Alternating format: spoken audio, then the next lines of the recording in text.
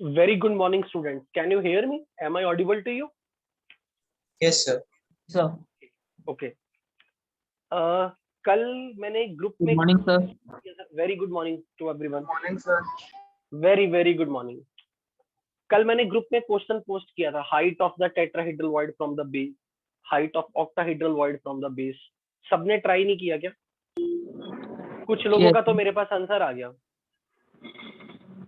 तो वो question try जरूर करना है जिन्होंने भी अभी तक नहीं किया, बट डेफिनेटली आपको वो ट्राई करना है.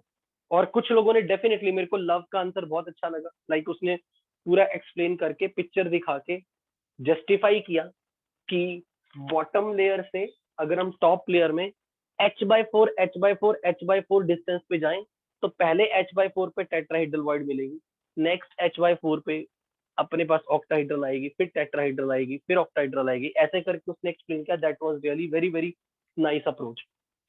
ग्रेट जॉब लव, अगर तो सुन रहा है तो. Sir, tetrahedral Sorry? कहाँ आएगी h/4 पे? h/8 अगर करते जाए. Yes. मतलब अगर पूरे हम हेक्सागन को, ये जो पूरी हाइट है, इस C वाली हाइट को अगर हम 8 इक्वल पार्ट्स में डिवाइड कर दें तो हर C/8 पे अगर टेट्राहेड्रल आएगा, नेक्स्ट C/8 पे यानी कि C/4 पे ऑक्टाहेड्रल आएगा, फिर नेक्स्ट C/8 पे टेट्राहेड्रल, फिर नेक्स्ट C/8. इस तरीके से करते जाओ तो हर ऑल्टरनेटिवली C/8 लेयर पे टेट्राहेड्रल ऑक्टाहेड्रल वॉइड्स आएंगी. ऐसा किया था किसी ने? चेक किया था ये? Yes, sir. मैंने तो वैसे ही किया था. नाम बता के बताओ क्योंकि मैं देख नहीं ना पा रहा हूँ किसी को. आर्यन मैंने किया था. Aryan. Okay, great job Aryan, बहुत अच्छी बात है, वेरी गुड. तो जिन लोगों ने नहीं ट्राई किया डेफिनेटली ये ट्राई करना. ओके, तो आज की क्लास स्टार्ट करते हैं from the new topic radius रे. हाँ हाँ, टेट्राहेड्रल ऑक्टाहेड्रल वाला हम एफसीसी से भी तो आइडिया लगा सकते हैं. किससे? उसमें एफसीसी वाले से, उसमें भी हाँ, तो सर बिल्कुल ऐसे लगा 1/4 सकते हैं. 1/4. बिल्कुल. अरे कल हमने ये देखा नहीं था, सिर्फ ABC पैटर्न चेंज हुए हैं पर रिलेटिव ओरिएंटेशन या यस सर, इसलिए मतलब बिना कैलकुलेशन करे ही आ जाएगा उसमें तो. हाँ, पर उसमें तो √3a/4 बॉडी डायगोनल पे मिल रही थी ना वॉइड. बॉडी डायगोनल पे सर वो √3a/4. 1/4 समझ लेंगे ना कि जो डिस्टेंस है उसका 1/4 था. किसका डिस्टेंस का 1/4? बॉडी डायगोनल का 1/4. यस सर, तो यहाँ पे सर जो हाइट है दो लेयर्स के बीच की हाइट सर h/2 है, तो उसके 1/4 पे टेट्राहेड्रल होगी, तो h/8 आ गया ना सर. एक बार दोबारा से बोलना, मेरी आवाज कटी थी, मैं पूरा नहीं सुन पाया. क्या कह रहे हो? सर जो दो लेयर्स है उनके बीच का डिस्टेंस h/2 है. एक A और मिनट, B. मैं FCC में लेके जा रहा हूँ. FCC के हिसाब से बोल रहे हो ना? नहीं सर, मैं सर हेक्सागोनल के हिसाब से समझा रहा हूँ सर. अच्छा ठीक है, क्योंकि क्वेश्चन तो इसका था, मुझे लगा कि तुम Yes, sir. इसका रिलेशन वहां से देख रहे हो. मतलब तो मैंने सर ऐसा मतलब सुना. हाँ बोलो. सर दो लेयर्स के बीच का h/2 हो गया हाँ बिल्कुल हो गया. डिस्टेंस. तो सर जैसा हमने एफसीसी में देखा था कि 1/4 पे होता है टेट्राहेड्रल, तो यहाँ पे भी h/2 का 1/4 करेंगे तो h/8 होगा, तो वहां पे टेट्राहेड्रल वॉइड होगी. ठीक है, मतलब तुम वहां पर क्वेश्चन मेरा सिर्फ इतना है, वहां पर हमने बॉडी डायगोनल का 1/4 लिया था, बॉडी डायगोनल के 1/4 पे वॉइड बताई थी. Yes sir. यहाँ हम हाइट देख रहे हैं, तो Yes, क्या sir. आप ये कह रहे हो कि इस क्यूब को इस अरेंजमेंट में देखो, ये जो बीच में बनाता था मैं, कि परपेंडिकुलर हाइट ऐसे देखो, ये हमारा h, आप इसके साथ मैच कंपेयर कर रहे हो? Yes sir. मैं ये पूछ रहा हूँ कि Yes, क्या sir, आप yes, इसकी हाइट को लाइक एन क्यूब का इसको हाइट मान लिया परपेंडिकुलर डिस्टेंस, यस सर, ऐसे ही समझ. और उसका 1/4 यहाँ रख दिया, यस सर. और फिर नेक्स्ट 1/4 पे और आगे गए, फिर नेक्स्ट 1/4 पे और आगे गए, ऐसा कह रहे हो ना? Yes sir. ओके ठीक है.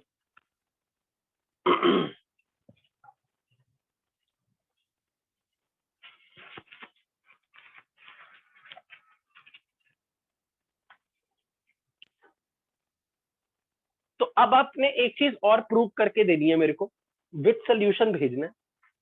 क्या मैं ये मान लूं हेक्सागन में and it's very easy to understand, nothing very typical, but मेरे को ये कि ऐसी स्टेटमेंट आपके सामने आ जाए तो आपको ट्रू फॉल्स में पता होनी चाहिए। मेरा ये मानना है कि अगर मैं इस हाइट से यहां तक जाऊंगा ना,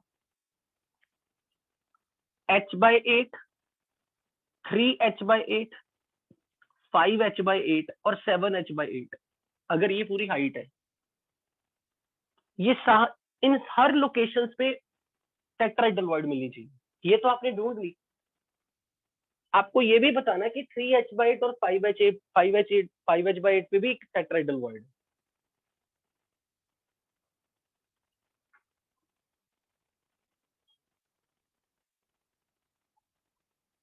मुझे लगता है कि शायद अगर आप इस बात से कन्विंस कर पाओ तो ये जो टेट्राहेड्रल वॉइड बनेगी ना, ये एक और ये ऊपर वाले 3, इसकी ये जो हाइट होगी सर मतलब इसमें सर वही वो बात तो 3h/8 आनी चाहिए। सर वही बात तो हो गई सर कि ऊपर से h/8 हो जाएगी वो, ऊपर से कितनी?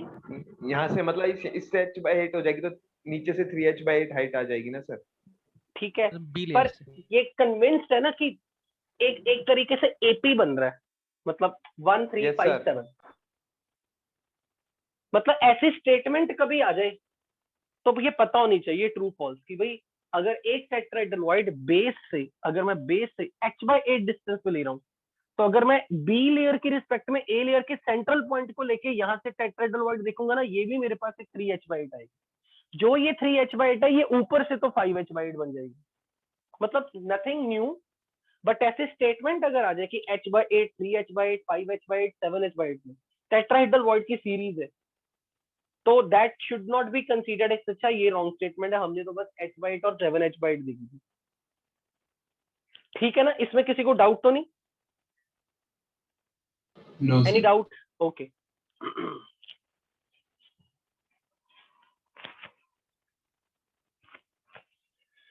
चलो। सर हाँ सर हमें ना मतलब आपकी वो अप्रोच जाननी की h/4 वाला ऑक्टाहेड्रल का मतलब कैसा है मतलब। ओके, एक मिनट आता हूं मैं।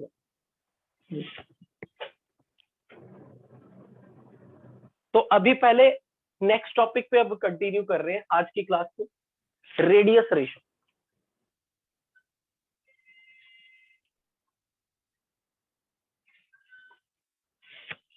तो अब हम चैप्टर को उस पड़ाव पे लेके चले हैं कि जब हमें ये समझ में आ गया कि ऑक्टाहेड्रल वॉइड, टेट्राहेड्रल वॉइड की लोकेशन, उनके relative number with respect to number of atom per unit है, तो आयनिक सॉलिड्स में बेस्ट पैकिंग देखिए। We are now going to restrict our knowledge, or we are going to restrict our discussion only up to the study of pure ionic crystals, ionic solids.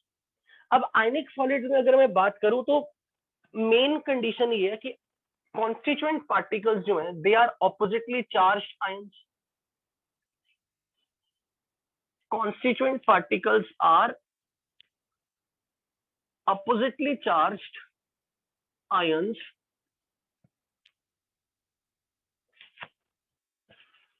तो फिर solid को stable बनाने के लिए, potential energy minimum करने के लिए एक कीटाइन की कोशिश रहेगी, it should have been surrounded by as much as possible number of anions. Similarly, anions will have the higher tendency that they should be in contact with as much as possible number of cations. So there should be more number of possible of cations or anions, that cations and anions would like to have more number of neighbors around them to minimize the potential energy. So cation अपना coordination number maximize करना चाहता है, anions भी अपना coordination number maximize करना चाहता है, because cations want it should be touched by maximum possible of number of anions according to particular geometry of the or unit cell. So second point here is to minimize the potential energy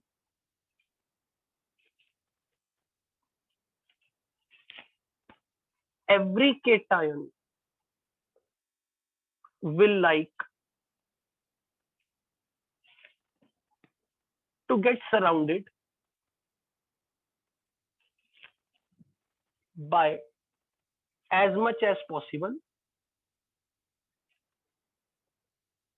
number of negative ions and vice versa.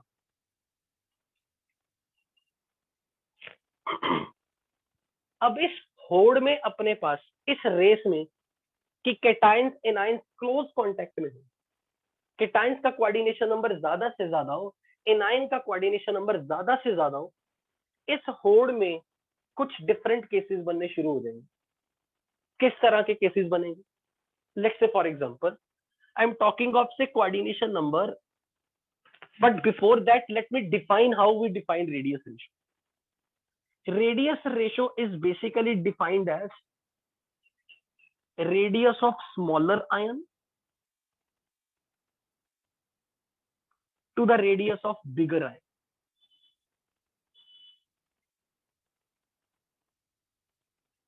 This is how we define radius ratio. And usually it is the cation which is having positive charge is expected to be smaller in size than anion. Usually हम expect करते हैं कि cation जो है वो anions से comparison में size में छोटा हो. So this radius ratio, usually this radius ratio is defined always like this. So radius ratio is always either less than 1, or if you say if it is equal to 1, that is very rarely possible कि किसी cation और anion का size same हो जाए. Possible तो है, but ऐसे case में तो मैं ये बोलूंगा कि ऐसे केस में तो आप ये बोल दो radius of one atom divided by radius of the same atom. वो तो एक लाइक न्यूट्रल सॉलिड हो गया, एलिमेंट हो गया, जिस एलिमेंट में ऑल एटम्स आर आइडेंटिकल. तो अगर मैं वो कंडीशन छोड़ दूं तो मैं जनरली बोलूंगा radius ratio is less than 1. अब रेडियस रेशियो लेस देन 1 अगर मैं बोल रहा हूं और मैं ये कह रहा हूं कि कीटाइन जनरली स्मॉलर होता है, तो एक चीज देखना, मान लो मैंने एक कीटाइन लिया, एक फिक्स्ड साइज का कीटाइन लिया, लेकिन मैंने उसके अराउंड एनायन का साइज वेरी कर रहा हूं. This is anion,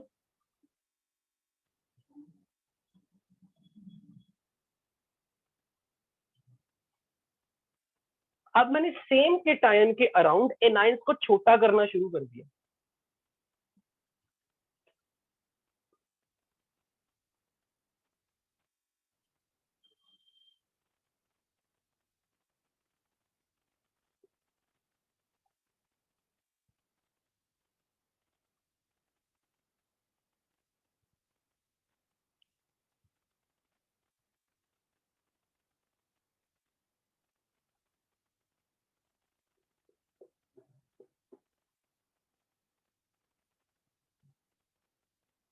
Assume it कि like cation is of the same size, but मैंने एनायंस को स्मॉल साइज का करना शुरू कर दिया.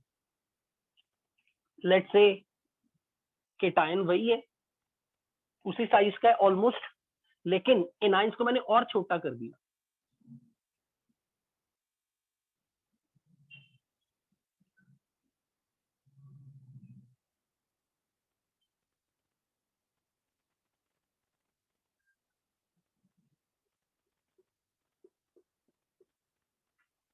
तो आप मुझे एक तरीके से ये बताओ, मैं रेडियस रेशियो को अगर डिफाइन करूं कि अगर मैं कीटाइन को साइज में छोटा रख रहा था, स्मॉलर साइज को, लेकिन अब मैंने एनायंस को बड़ा करना शुरू, एनायन को बड़े से छोटा बनाना शुरू कर दिया, तो मैं इस रेडियस रेशियो को क्या करता जा रहा हूँ, छोटा या बड़ा? बड़ा. अगर मैं डिफाइन कर दूं कि जनरली बिगर आयन को मैं नीचे रख रहा हूं और मैं एनायंस को यूजुअली बड़ा मानता हूं, तो अगर मैं ये कह दूं कि मैं एनायन के साइज को अगर छोटा करना शुरू कर दूं या और छोटा करना शुरू कर दूं, तो उस केस में क्या आप ये देख रहे हो कि रेडियस रेशियो की वैल्यू बढ़ती जाएगी.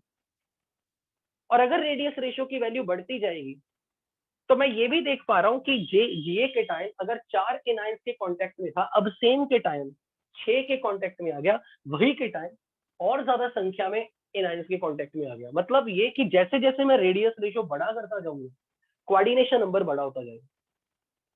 हालांकि कोई मेरे से ये चैलेंज कर सकता है कि सर जब आपने एनायन बहुत छोटे कर दिए ना, तो आपको तो एनायन को ऊपर रखना चाहिए और कीटाइन को नीचे रखना चाहिए.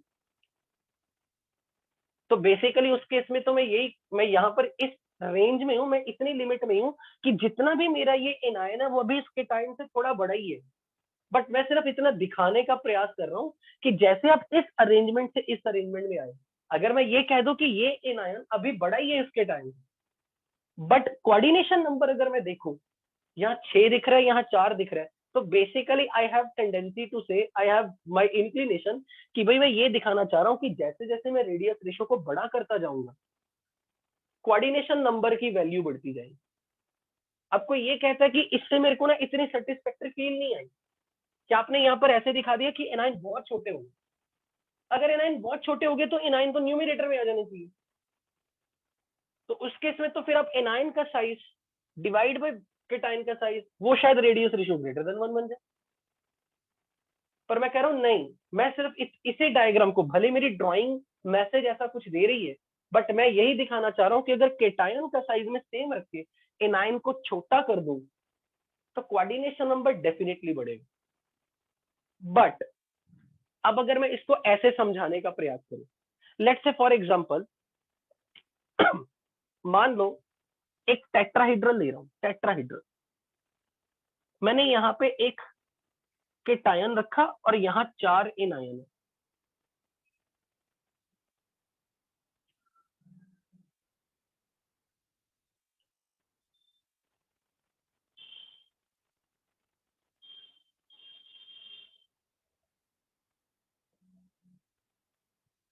इस वक्त मुझे बताओ ये जो केटायन बैठा हुआ है, which is obviously smaller as compared to anion, this radiation is less than 1.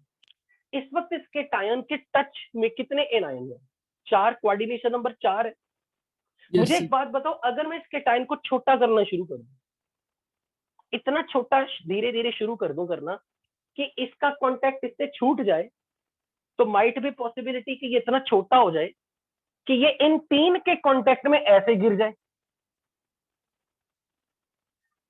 यहां आ जाए। ऐसी सिचुएशन आ सकती है।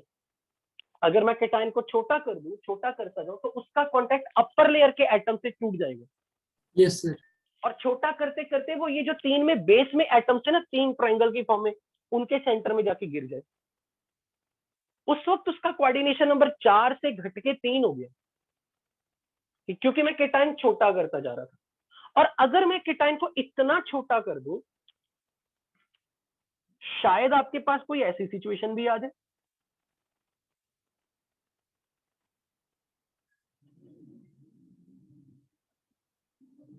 Cation is not touching to any anion, इतना छोटा कर दूं, क्या ये अरेंजमेंट स्टेबल भी होगा? अगर ये सारे एनाइंस हो, क्या ये अरेंजमेंट स्टेबल भी होगा? No sir. No sir. इसमें तो रिपल्शंस बढ़ गए। मतलब मैंने केटायन को इतना छोटा कर दिया, सोचा कि एनायन एनायन का कांटेक्ट हो गया, पर केटायन रह गया कांटेक्ट करने से। पर ऐसी सिचुएशन कभी नहीं आएगी, क्योंकि अगर आप केटायन को बहुत छोटा कर दोगे ना, ये एनायंस अपने आप को दूर करेंगे और ये सिचुएशन बदल के यहां चली जाएगी।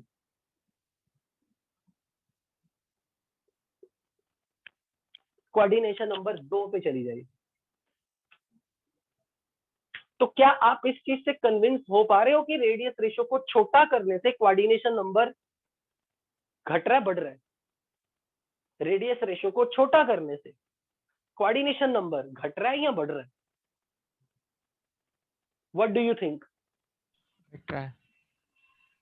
अगर मैं इस ड्राइंग को मैं रिजेक्ट कर रहा हूं, क्योंकि इस ड्राइंग ने मेरे को शायद किसी के माइंड में ये कंफ्यूजन डाल दी है, सर एनाइन बहुत छोटा कर दिया फिर एनाइन न्यूमरेटर में रखूं। मैं कहूंगा नहीं, मैं ऐसा केस ले ही नहीं रहा हूं कि एनाइन इतना छोटा हो गया। बस मैं इतना दिखाना चाह रहा हूं कि एनाइन एक सर्टन लिमिट तक छोटा कर दिया, सर्टन लिमिट तक, कि एनाइन अभी केटायन से बड़ा ही है, पर जैसे मैं एनाइन का साइज छोटा करता हूं, cation will come in contact with more number of ion. क्योंकि एक्चुअली एक चीज खुद सोचना, मुझे एक चीज ये बताना मान लो अगर मैं यहां पे ऐसे सोच लेता कि ये तीन एनायन है और यहां केटायन है, पर ये cation touching to all the 3 anions है, क्या ऐसा अरेंजमेंट ज्यादा स्टेबल है या फिर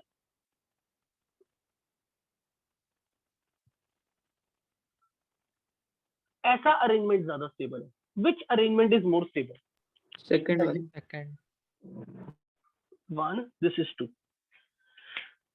लेकिन इस सिचुएशन, यहां से इस सिचुएशन में आने के लिए मुझे केटायन के साइज को क्या करना पड़ेगा? बढ़ाना पड़ेगा। इंक्रीज। बढ़ाना पड़ेगा। पर एक चीज देखना, अगर मैं केटाइन को बढ़ा रहा हूं ना, एनाइंस दूर होते जा रहे हैं, पर ये देखो उस केटाइन को जब मैं एनाइन से मतलब केटाइन को बड़ा करता जा रहा हूँ, तो इन तीन की स्पेस भी बड़ी होती जा रही है। तो कोई हैरानी नहीं होनी चाहिए कि ऊपर की लेयर का कोई एटम उस खाली स्पेस में पट के गिरे।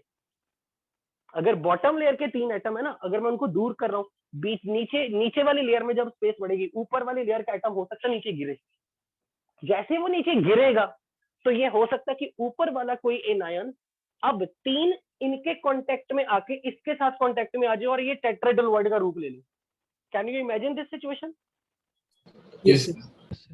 कि अगर एक बेस है, बेस पे एक पर्टिकुलर आयन 3 को टच कर रहा है, और जैसे मैं इनको बड़ा करता जा रहा हूँ, इसको बड़ा करता जा रहा हूँ, बेसिकली ये दूर होते जा रहे हैं। जैसे ये दूर होते जा रहे हैं, स्पेस बड़ी होती जा रही है, तो ऊपर की लेयर का कोई एटम जाके इसमें फिर मतलब फिट हो जाए, मतलब उस ऊपर की लेयर का कोई एटम गिरे, और जैसे ऊपर की लेयर का कोई एटम गिरे, ये सिचुएशन कुछ ऐसी बनी।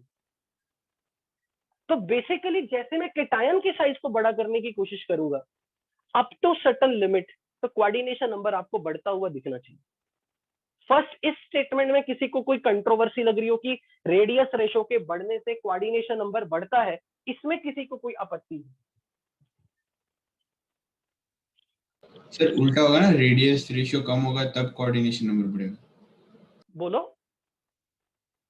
उल्टा होगा ना, रेडियस रेशियो कम अगर होगा, रेडियस रेशो कम होगा तब बढ़ेगा, मैं केटाइन बड़ा कर रहा था, कोऑर्डिनेशन नंबर 3 से 4 पे बन गया,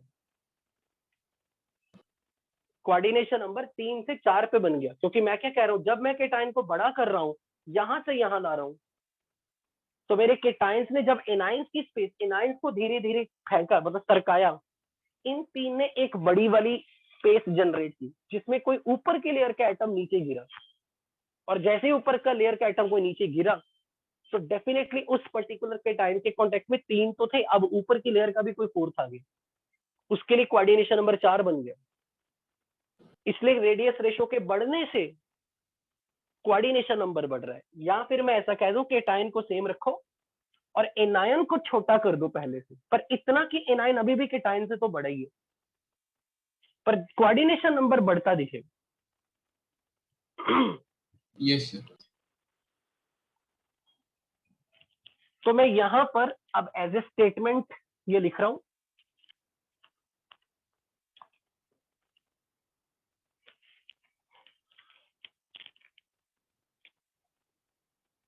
more is the radius ratio, larger the coordination number।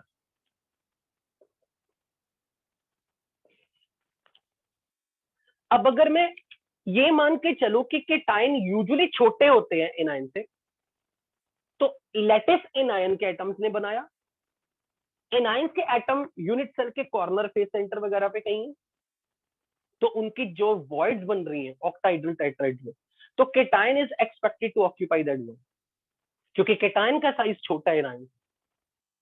तो जनरली केटाइन की पोजीशन किसी होस्ट लेटिस कौन है? किसी एनायन, कोई एनायन, किसी एनायन के होस्ट लेटिस में जो वॉइड्स बन रही होंगी, उन वॉइड्स में अगर कोई बैठा है तो फिर एक छोटे साइज का पार्टिकल ही बैठ सकता है, और क्योंकि केटाइन का साइज एनायन से जनरली छोटा है, so we can expect that cation is most likely to be occupying some void. So in an ionic solid,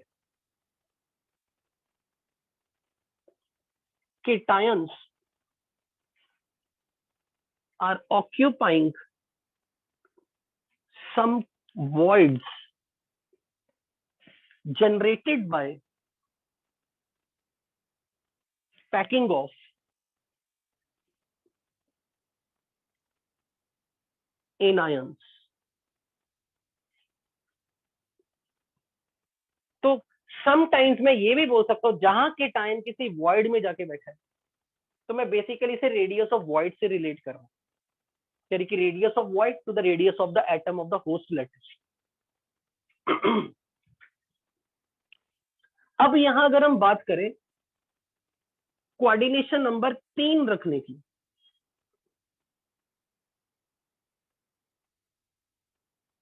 coordination number अगर मुझे 3 रखना है, मेरे पास 2 केस इस तरीके से दिख रहे हैं। one cation which is being touched by anion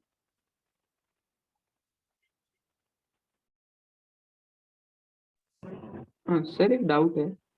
1 minute, यहां एक cation है, cation is touching all the 3 anions and another option is कि मैंने cation को थोड़ा सा बड़ा कर दिया, anion उतने ही साइज के रखे,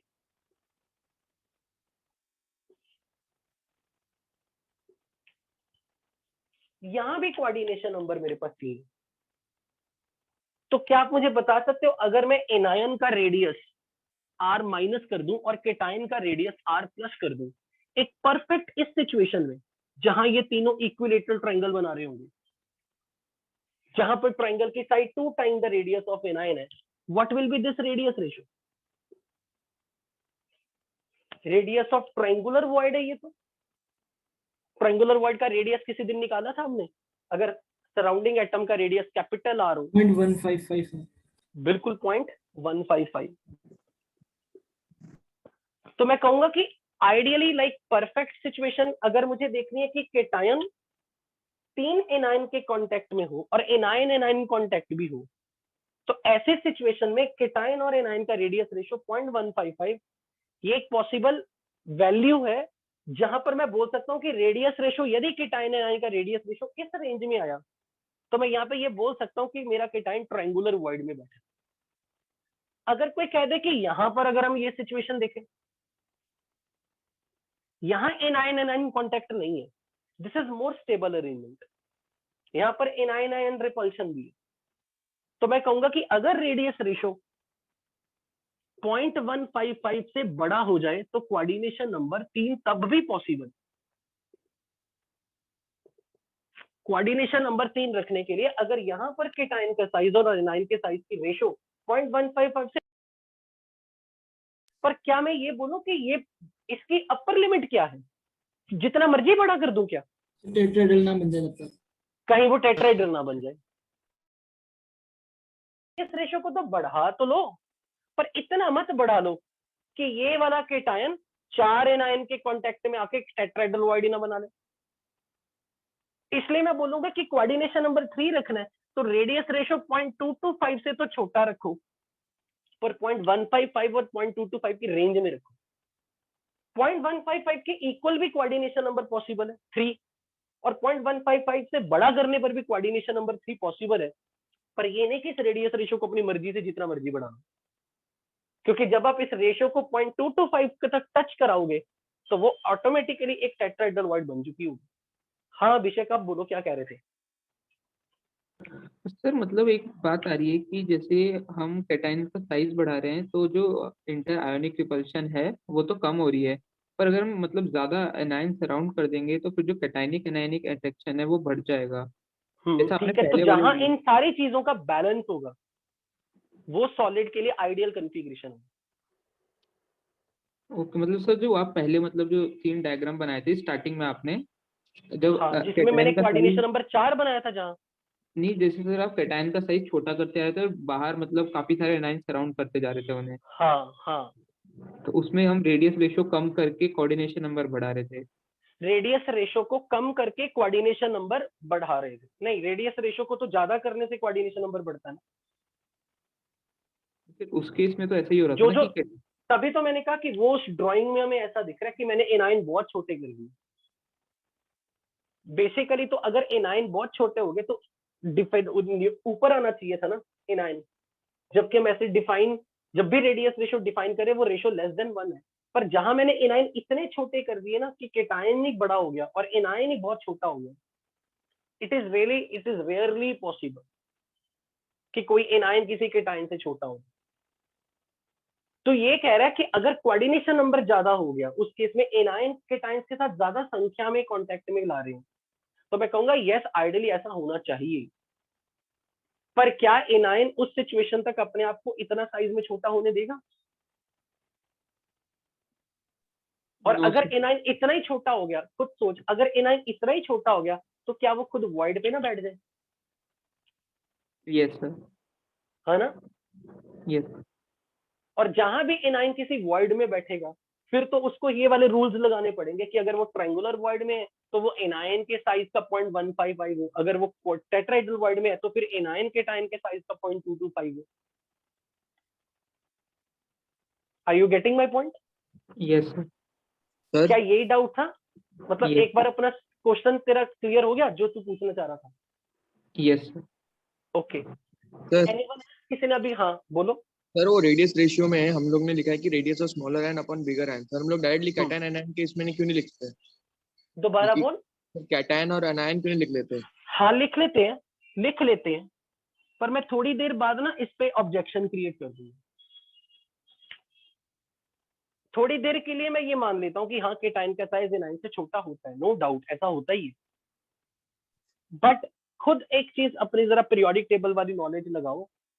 क्या कोई भी एनायन किसी भी केटाइन से हर बार बड़ा होगा? क्या कोई ऐसा केस नहीं आ सकता कोई एनायन छोटा हो जाए और केटाइन बड़ा हो जाए? क्या ऐसा पॉसिबल है? अगर मैं पूरे पीरियोडिक टेबल का सबसे बड़ा केटाइन देखूं तो कौन सा होगा सबसे बड़ा केटाइन? Caesium fluoride. नहीं, एक मिनट, सबसे बड़ा केटायन बताओ। तो CS प्लस ना। Caesium positive. और सबसे छोटा एनायन बताओ कौन सा? N minus. Right. सबसे C छोटा minus anion F F minus. minus. F minus. F minus. सबसे उस छोटा केस में तो उस केस में तो केटायन बड़ा है एनायन। सर वो उसमें तो इक्वालिटी हो सकता है ना? अरे कैसे हो सकता है इक्वालिटी? क्या वो दोनों सेम है? क्या सीजियम पॉजिटिव का रेडियस एफ माइनस के बराबर है? नहीं तो बिल्कुल भी नहीं। शेल्स का ही डिफरेंस बहुत है। क्योंकि सीजियम कहाँ जाके 6th पीरियड का बंदा और वो फ्लोरीन 2nd पीरियड का, तो डिफरेंस ही बहुत है यार। इसलिए मैं हमेशा मतलब, पर ये जनरली अगर मेरे पास कभी कोई स्टेटमेंट बोल देना radius of cation to the radius of anion is radius, तो जनरली ट्रू मैं कहूंगा ये, ऑलवेज नहीं बोलनी चाहिए। और हम फिलहाल जितने भी आयनिक सॉलिड्स करेंगे डिस्कस, उन सब में तेरी ये बात बिल्कुल फिट बैठी जाएगी, केटायन का रेडियस एन आयन से छोटा ही है, और हम ये मान के चल रहे हैं कि केटायन वॉइड में बैठे। बट हमें इस चीज में हमेशा रिजिड नहीं होना कि केटायन ही हमेशा वॉइड में बैठेगा। हम कुछ ऐसी पैकिंग भी देखेंगे आने वाले, अभी तो कुछ दिनों में हम देखेंगे जहां उल्टा हो जाएगा। बट उस केस में फिर हमारा रेडियस रेशो एनायन का रेडियस टू द केटायन का रेडियस बन सकता है, उसमें नहीं कोई ऑब्जेक्शन करना। ओके, तो कोऑर्डिनेशन नंबर 3 रखने के लिए रेडियस रेशो की लिमिटिंग वैल्यू मतलब मिनिमम वैल्यू 0.155 है, मैक्सिमम वैल्यू 0.225 है। 0.225 की इक्वालिटी नहीं लिखनी, क्योंकि 0.225 करने का मतलब ये हो गया कि आपने केटायन को एक टेट्राहेड्रल वॉइड में बिठा दिया। सो कोऑर्डिनेशन नंबर 4 के लिए एक सिचुएशन तो ये बन जाएगी, if it is tetrahedral, this is cation, suppose we have anions,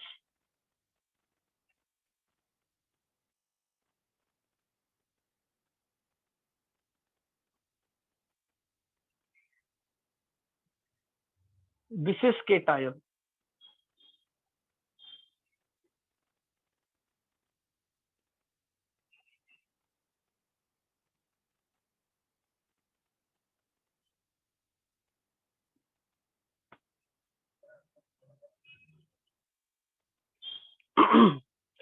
But here anion contact is there,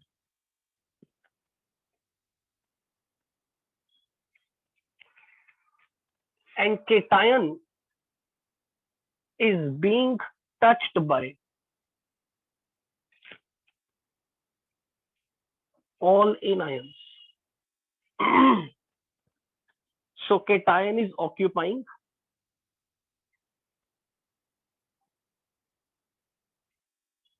tetrahedral bond.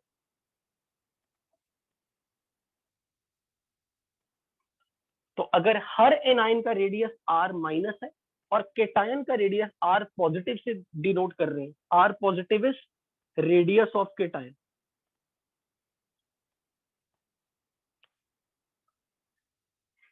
and r minus is radius of anion.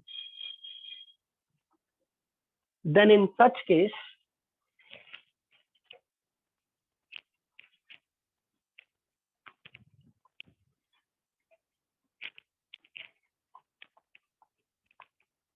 we can write radius ratio is equal to 0.225. मैं ये मान के चलूं सबको ये calculation पता कैसे करनी है 0.225? Yes sir. इसमें तो नहीं ना किसी को कोई डाउट कि इफ समवन वांट्स कि भाई ये मेरे तो को सर ये पहले भी solve करी करके दो। थी। पहले भी हमने कर चुके हैं बिल्कुल। But now what if cation को मैं थोड़ा बड़ा कर दूं, थोड़ा सा साइज में बड़ा कर दूं, such that situation is like this.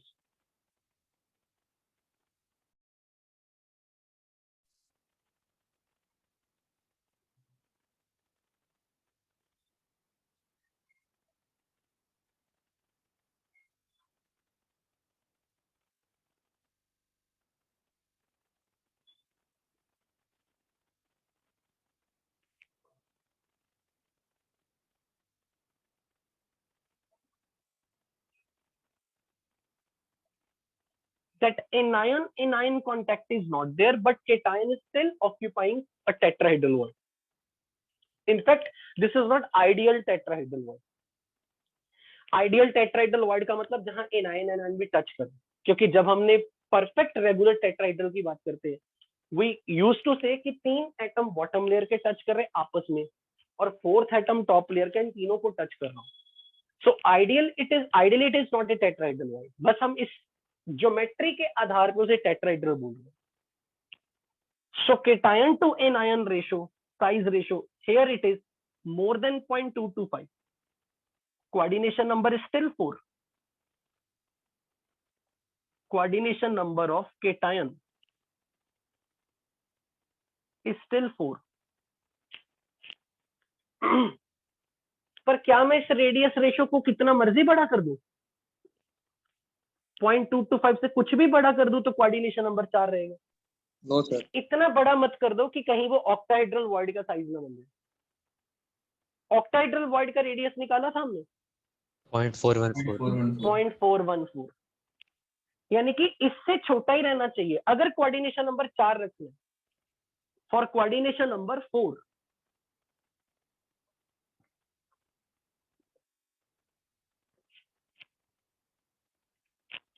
this should be the range. So coordination number 4 रखने के लिए this is the limiting radius ratio or the minimum radius ratio. Maximum it can be more than 0.225, but it should not be even exceeding 0.414, क्योंकि 0.414 पे touch करते ही वो एक octahedral void बन जाएगी। So for coordination number 6,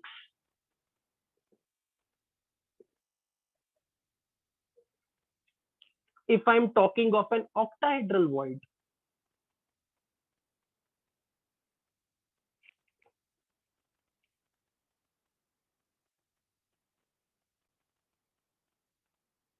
sir हाँ sir CS positive और F minus का सर ज्यादा से ज्यादा रेडियस बराबर हो पा रहा है, छोटा मतलब डाटा देखा, डाटा यस देखा सर कितना आ रहा है? 174 पिकोमीटर 174। पर ये जितना भी नियरली 1 भी कर रहे हो ना, लेट्स से फॉर एग्जांपल आप कह रहे हो कि अगर वो नियरली 1 भी बन गया, there are many ionic solids which do not follow these rules. There are many exceptions. अभी हम आएंगे उन एक्सेप्शंस पे भी। अगर हम ये सोच रहे हैं कि हम ये अपनी मैथमेटिकल अंडरस्टैंडिंग से चीजें डेवलप कर रहे हैं, पर रियलिटी में केमिस्ट्री वर्ड, केमिकल वर्ड कितना डिफरेंट है हमारी प्रिडिक्शन से। क्योंकि जैसे तुमने अभी कहा कि फ्लोराइड को मैंने चेक किया कि वो रेडियस रेशियो ऑलमोस्ट 1 की तरफ है। अगर रेडियस रेशियो वो 1 की तरफ है तो देखते हैं कि हमारे हिसाब से उसको किस अरेंजमेंट में आना चाहिए। लेकिन पॉइंट ये आता है कि क्या सारे आयनिक सॉलिड इन रेडियस रेशियो को ट्रूली फॉलो करेंगे? तो एक बार जब हम आगे आयनिक सॉलिड के to the caesium fluoride again, तो वहां पे जाके तुम लोगों को इसकी पूरी कंप्लीट पिक्चर पता लगेगी कि क्या डिफरेंस है बेसिकली, मतलब how the real world is different from what we are expecting. हम लोग बहुत आइडियल अप्रोचेस लगा के चल रहे हैं, बट हमें ये भूलना नहीं है कि ideally no, there is no ideal solution. हर कोई इस ज्योमेट्री को फॉलो करे ऐसा जरूरी नहीं है। तो मैं सीजियम फ्लोराइड वाले केस को दोबारा डिस्कस कर लूंगा जब हम आगे आयनिक सॉलिड में जाएंगे, but I except it might be possible अगर आपने डाटा चेक कर लिया कि F माइनस का साइज सीजियम प्लस से बराबर है। पर ये जरूर देख लेना वहां पे जितने भी ये जो साइज होते हैं ना फ्लोराइड क्लोराइड ब्रोमाइड आयंस के, कहीं ये उनके हाइड्रेटेड रेडियस तो नहीं दिए हुए जो आपने चेक किया, क्योंकि यूजुअली कई बार आयंस के साइज तो लिखते ही जाते हैं पर हाइड्रेटेड रेडियस ना लिखा हो कहीं, ऐसा ना हो कि वो हाइड्रेटेड रेडियस, या फिर हमें वो चाहिए गैस फेज का रेडियस। अगर इन आयंस हमें पता है बट रियलिटी में जब केटायंस एंड आयंस कांटेक्ट में आएंगे तो उनके हम गैस फेज वाले रेडियस ले रहे हैं, वहां पे भी जाके क्वेश्चन उठेगा। So it might be possible that, क्योंकि फिजिकल स्टेट बदलने से भी आयंस के रेडियस चेंज होते हैं for the same ions, but जितना भी अगर मैं ये भी मान लूं ना कि सर इतना डिफरेंस नहीं आने वाला, फिर भी तो मैं ये एक्सेप्ट कर सकता हूँ कि हाँ अगर F माइनस सीजियम पॉजिटिव के ऑलमोस्ट बराबर है, तो अगर मैं ये थोड़ी देर के लिए मान भी लेता हूँ तो फिर ये रेडियस रेशो अगर 1 के करीब है तो शायद हमारे हिसाब से सीजियम फ्लोराइड को किसी और पैकिंग में होना चाहिए। क्या वो उस पैकिंग में सच में आता है या नहीं, वो क्वेश्चन मार्क है। ठीक है,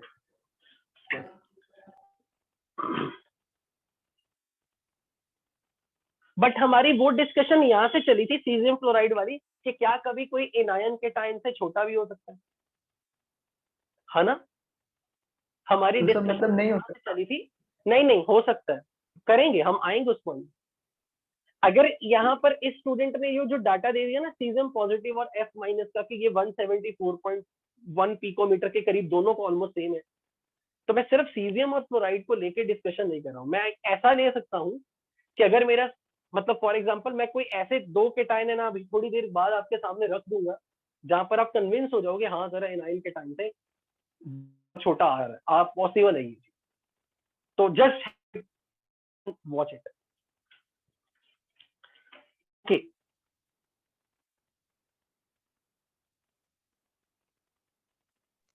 सर आप तो एटम मैं डायग्राम इतने परफेक्टली कैसे बना लेते हैं?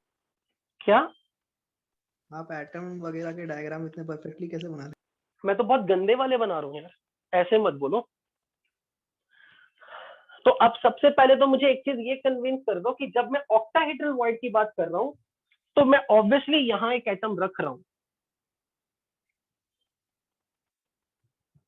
but this atom is touching to all these three, this atom is touching to all these three.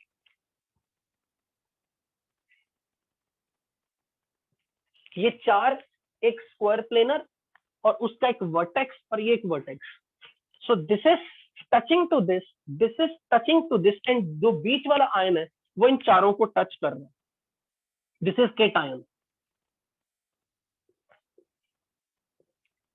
तो मैं यहां पर ये लिख रहा हूं कि कोऑर्डिनेशन नंबर 6 रखने के लिए रेडियस रेशो 0.414 होना चाहिए। Radius of anion if it is R minus, cation का radius is R positive, this ratio should be this. But now you people will tell me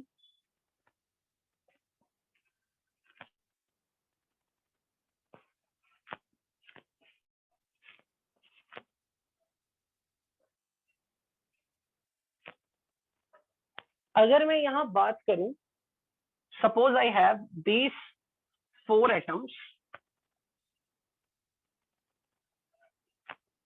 but assume it that these 4 atoms are touching to each other like square close touching.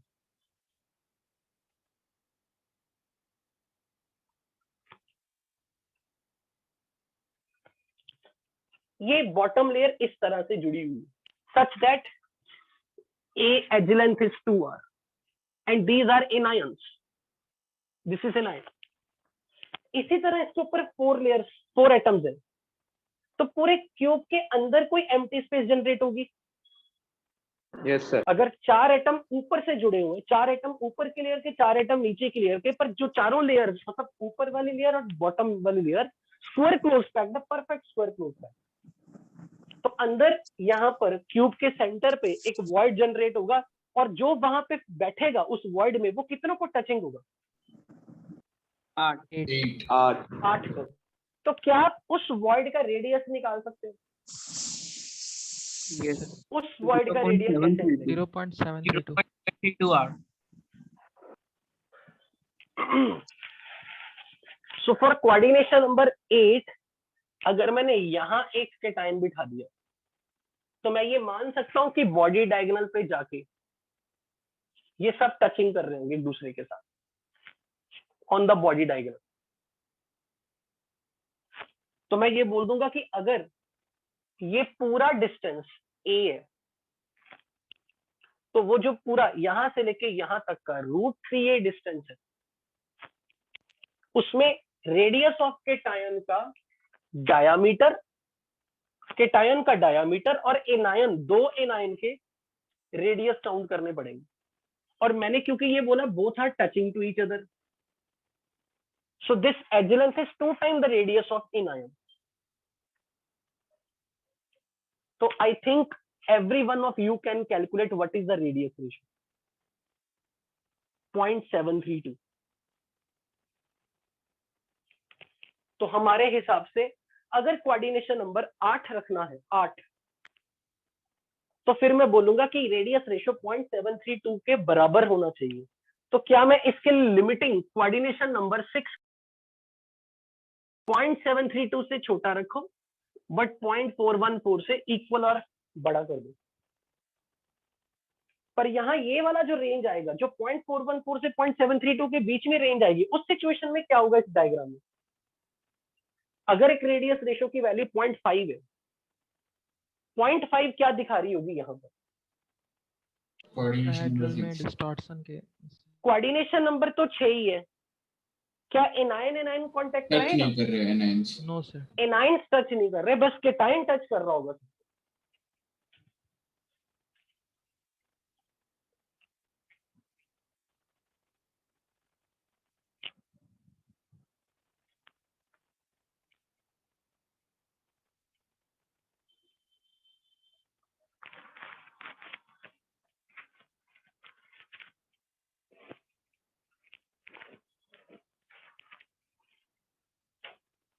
अब मैं लिख रहा हूं coordination number 8 करने के लिए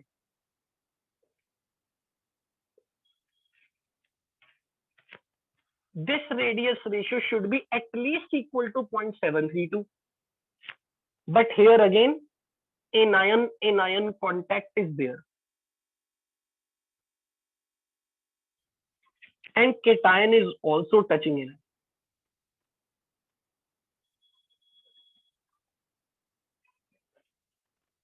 But what if in the true situation, if all the anions they are little tilted apart, so that anion contact is not there, but the cation is still touching to all those anions, this radius ratio will be more than 0.732. क्या मैं इसको जितना मर्जी बढ़ा दूं? इसकी upper limit क्या रखूं? Coordination number maximum 1। अगर ये 1 तक पहुंच गया, इसका मतलब केटायन का साइज ऑलमोस्ट एनायन जितना ही है, तो ऑब्वियसली केटायन किसी वॉइड में नहीं बैठा, एनायन किसी वॉइड में नहीं बैठा। तो मैं अगर इसे एज्यूम कर लूं कि अगर ये दो आइडेंटिकल एटम वाला केस हो गया कि जब दो एटम सेम साइज के हैं, they are just like identical, then you tell me which packing is the most close packing in the cubic system, which is the most close packing? FCC। तो मैं कह दूंगा कि अगर ये 1 बन गया तो कोऑर्डिनेशन नंबर 12 आ जाएगा, कोऑर्डिनेशन नंबर 12 वाली सिचुएशन आ जाएगी कि वो सेम जो कल हम कर रहे थे कि एक एटम अपनी लेयर में 6 को टच कर रहा है, अपने नीचे 3 को टच कर रहा है, अपने ऊपर 3 को टच कर रहा है, क्योंकि अब वो सारे एटम हमारे लिए आइडेंटिकल बन गए। So we are assuming that this radius ratio 1 is telling about the both atoms are identical. So in that case, I will say that the atom is touching 6 atoms in its own layer, atom is touching to 3 atoms below it, and atom is touching 3 atoms above it. So in that case, coordination number will be 12 अगर ये 1 के बराबर आ गई। So for coordination number 8, this is the limit.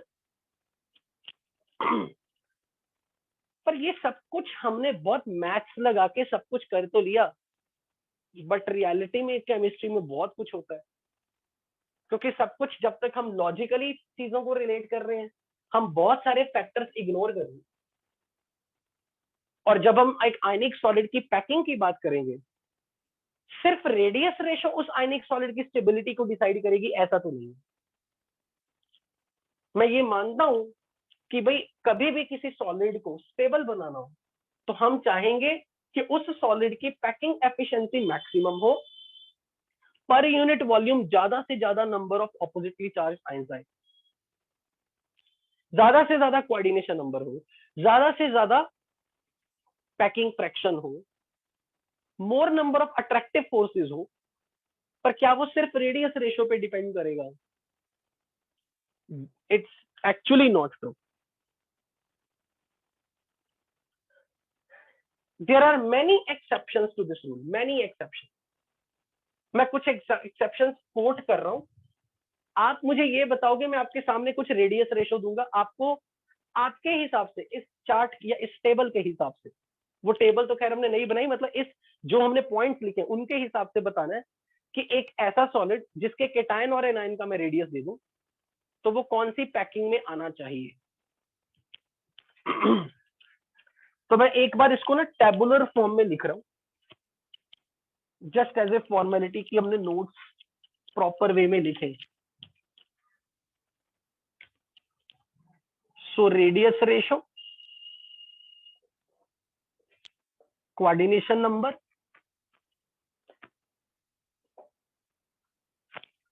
Type of the void,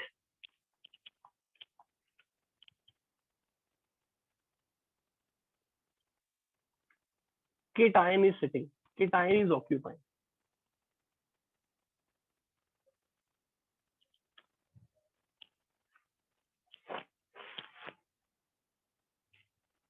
So when this radius ratio is 0.155 to 0.225 in this range, but equality is on the lower side, not here on the upper side. Coordination number 3, void is the triangular void in which cation is sitting. When this is from 0.225 to 0.414. Coordination number 4, the void which is being occupied by cation is tetrahedral.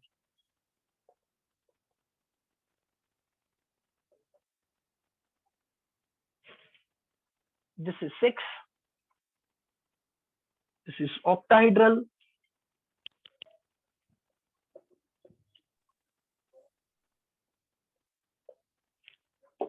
This is cubical void.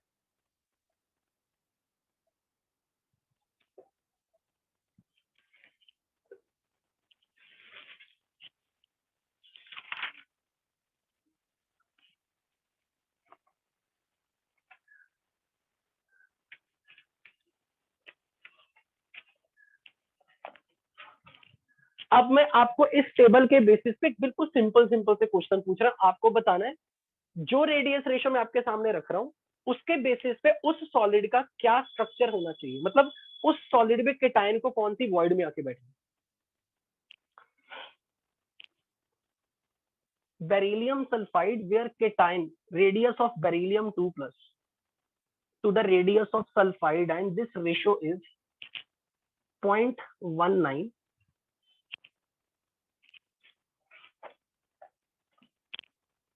Lithium iodide where radius of lithium positive to the radius of I minus. This is 0.34. Radius of lithium positive to the radius of bromide ion 0.38. Radius of potassium ion to the chloride ion, this is 0.77. Radius of rubidium positive to the radius of chloride ion is 0.83. Radius of barium ion to the radius of oxide ion is 0.97. तो आप मुझे ये बताओ आपके हिसाब से beryllium should occupy which void? This is cation, this is anion in the beryllium sulfide solid.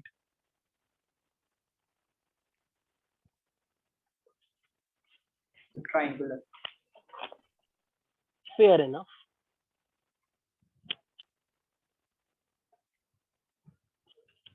कौन सी word में आना चाहिए थे? इस रेंज में? Yes sir. तो आपके हिसाब से बेरिलियम 2 प्लस का कोऑर्डिनेशन नंबर क्या होना चाहिए? 3. जबकि एक्चुअल में इसका कोऑर्डिनेशन नंबर है 4। क्या ये इस रेडियस रेशियो रूल को फॉलो कर रहा है? क्योंकि अगर इसका कोऑर्डिनेशन नंबर 4 है तो फिर तो बेरिलियम सल्फाइड का रेडियस रेशियो कुछ इस रेंज में आना चाहिए, जबकि एक्चुअल में उसके लिए कोऑर्डिनेशन नंबर 4 है। तो this is exception to this rule. Next check करो लिथियम आयोडाइड के लिए, व्हाट डू यू थिंक? एक बार आप अपने हिसाब से सबके लिए कोऑर्डिनेशन नंबर यहां लिख दो। केटायन का कोऑर्डिनेशन नंबर क्या होना चाहिए, केटायन किस वर्ड में होना चाहिए? तो यहाँ पे आपके हिसाब से ये होना चाहिए था कोऑर्डिनेशन नंबर 3, यानी कि ट्रायंगुलर वर्ड में बेरिलियम 2 प्लस को बैठना चाहिए। तो अब इसकी एक्चुअल सिचुएशन भी लिखो। Actually it is beryllium 2 plus has coordination number 4। Check for the next. Sir ये याद रखना है? नहीं, बिल्कुल नहीं। फिजिकल में कहाँ हमें चीजें इतनी याद रखनी पड़ती है। लिथियम आयोडाइड में बताओ क्या लग रहा है आपको, क्या होना चाहिए? 4 क्या होना चाहिए? कौन सी वर्ड में आना चाहिए लिथियम पॉजिटिव को? टेट्राहेड्रल। टेट्राहेड्रल। बट एक्चुअली ये ऑक्टाहेड्रल वर्ड में lithium plus has coordination number 6। यहां आपको क्या लग रहा है?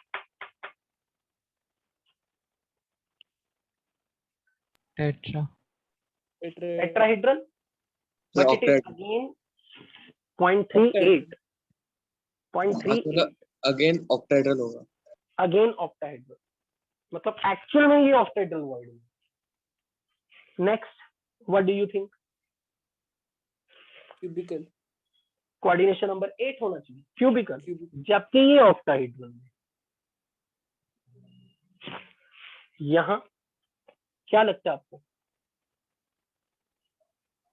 ऑक्टाहेड्रल हो कोऑर्डिनेशन जाएगा। नंबर 8 पर है ऑक्टाहेड्रल में, है होना क्यूबिकल में चाहिए पर है ऑक्टाहेड्रल में।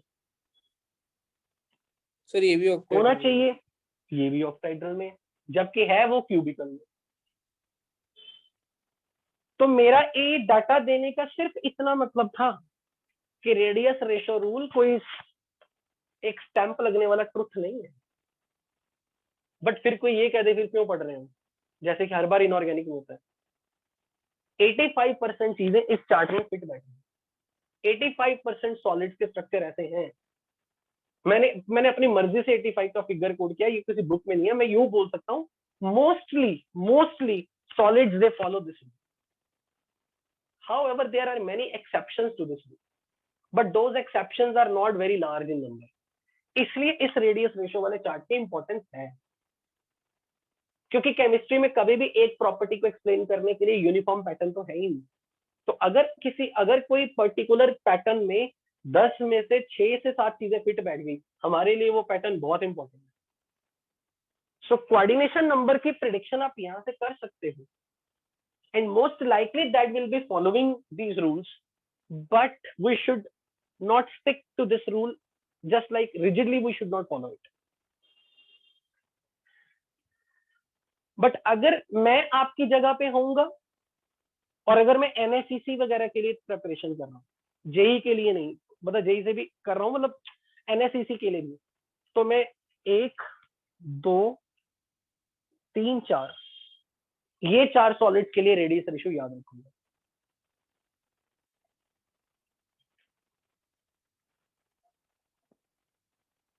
क्यों? क्योंकि खासकर ऐसे सॉलिड्स जिनके केटाइंस अल्कली मेटल आयंस हैं, वो एग्जाम पॉइंट ऑफ व्यू से बहुत इंपॉर्टेंट है।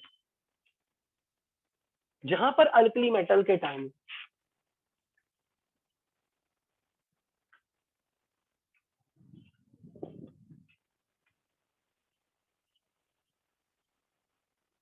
सर आखिरी के दोनों में ऑक्टाहेड्रल। इन सब में octahedral, octahedral, octahedral, octahedral, octahedral, here it is tetrahedral. Yes sir. मैं जनरल नॉलेज के लिए बता रहा हूँ, जनरल नॉलेज के लिए, अगर कोई ध्यान में रख सके तो, मतलब खासकर उनको जिनको इनऑर्गेनिक ज्यादा अच्छी लगती है, सपोज अगर कोई ऐसा है, बेरिलियम 2 प्लस मैक्सिमम केसेस में कोऑर्डिनेशन नंबर 4 रखे। मैंने इसे कैसे याद रखा हुआ है, मतलब मैं इसे कैसे रिलेट करता हूँ इनऑर्गेनिक की नॉलेज के साथ। डू यू नो, जब आपने कोऑर्डिनेशन ज्योमेट्री पढ़ी है, कोऑर्डिनेशन नंबर जिंक 2 प्लस का ज्यादातर क्या होता था? जिंक ज्यादातर कोऑर्डिनेशन नंबर क्या रखता था? Zinc 2 plus 4 and zinc 2 plus belong to which group number in अपने periodic table? 12 number. Group number 12 is 2b, Mendeleev table का 2b। तो 2a का बेरिलियम, मैग्नीशियम, कैल्शियम है। तो बेरिलियम की रिजेंबलेंस जिंक के साथ बहुत है, क्योंकि मेंडलीव टेबल में अगर उसने उन दोनों को इकट्ठा कर दिया था ना, कुछ सोच के ही किया था, कुछ तो रिजेंबलेंस है ग्रुप 2a और ग्रुप 2b वालों में। तो जहां ऐसे में इनऑर्गेनिक को जब कोरिलेट करता हूं तो मुझे लगता है हाँ यार, इसका यूज यहाँ आ गया।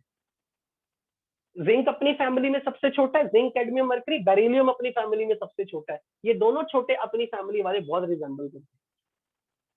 अब प्लीज इसे ये मत कह देना सर ये डायगोनल रिलेशनशिप है, नहीं।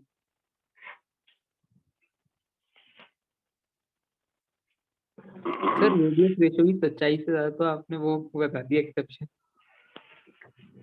मैं एक्चुअली इसलिए मैंने ये सच्चाई बताई क्योंकि पहले ही बता दो, बाद में बहुत सारी चीजें जब नहीं फिट होती फिर सब लोग केमिस्ट्री को दोष देना शुरू करते, ये तो है ही, ऐसे तो छोड़। और मुझे लगता है कि 12वीं तक आते आते बच्चे जब इतनी इनऑर्गेनिक 11th की देख चुके होते हैं तो उनको ये समझ आना चाहिए कोई भी चीज के लिए फिक्स पैरामीटर थ्रू आउट है ही नहीं केमिस्ट्री। बट फिर भी मैं इसको क्रिटिसाइज नहीं कर रहा हूँ। अरे इतने सारे सॉलिड्स है जहां पर अगर मैंने वही 10 एग्जांपल अभी आपके सामने वैसे रख दी जिसमें रेडियस रेशो फिट बैठ रहा है, तब बड़ा विश्वास बन भी जाएगा, अरे हाँ यार बड़े बहुत अच्छा है, बहुत अच्छा। ये तो EN रूल जैसा है। हाँ एग्जैक्टली।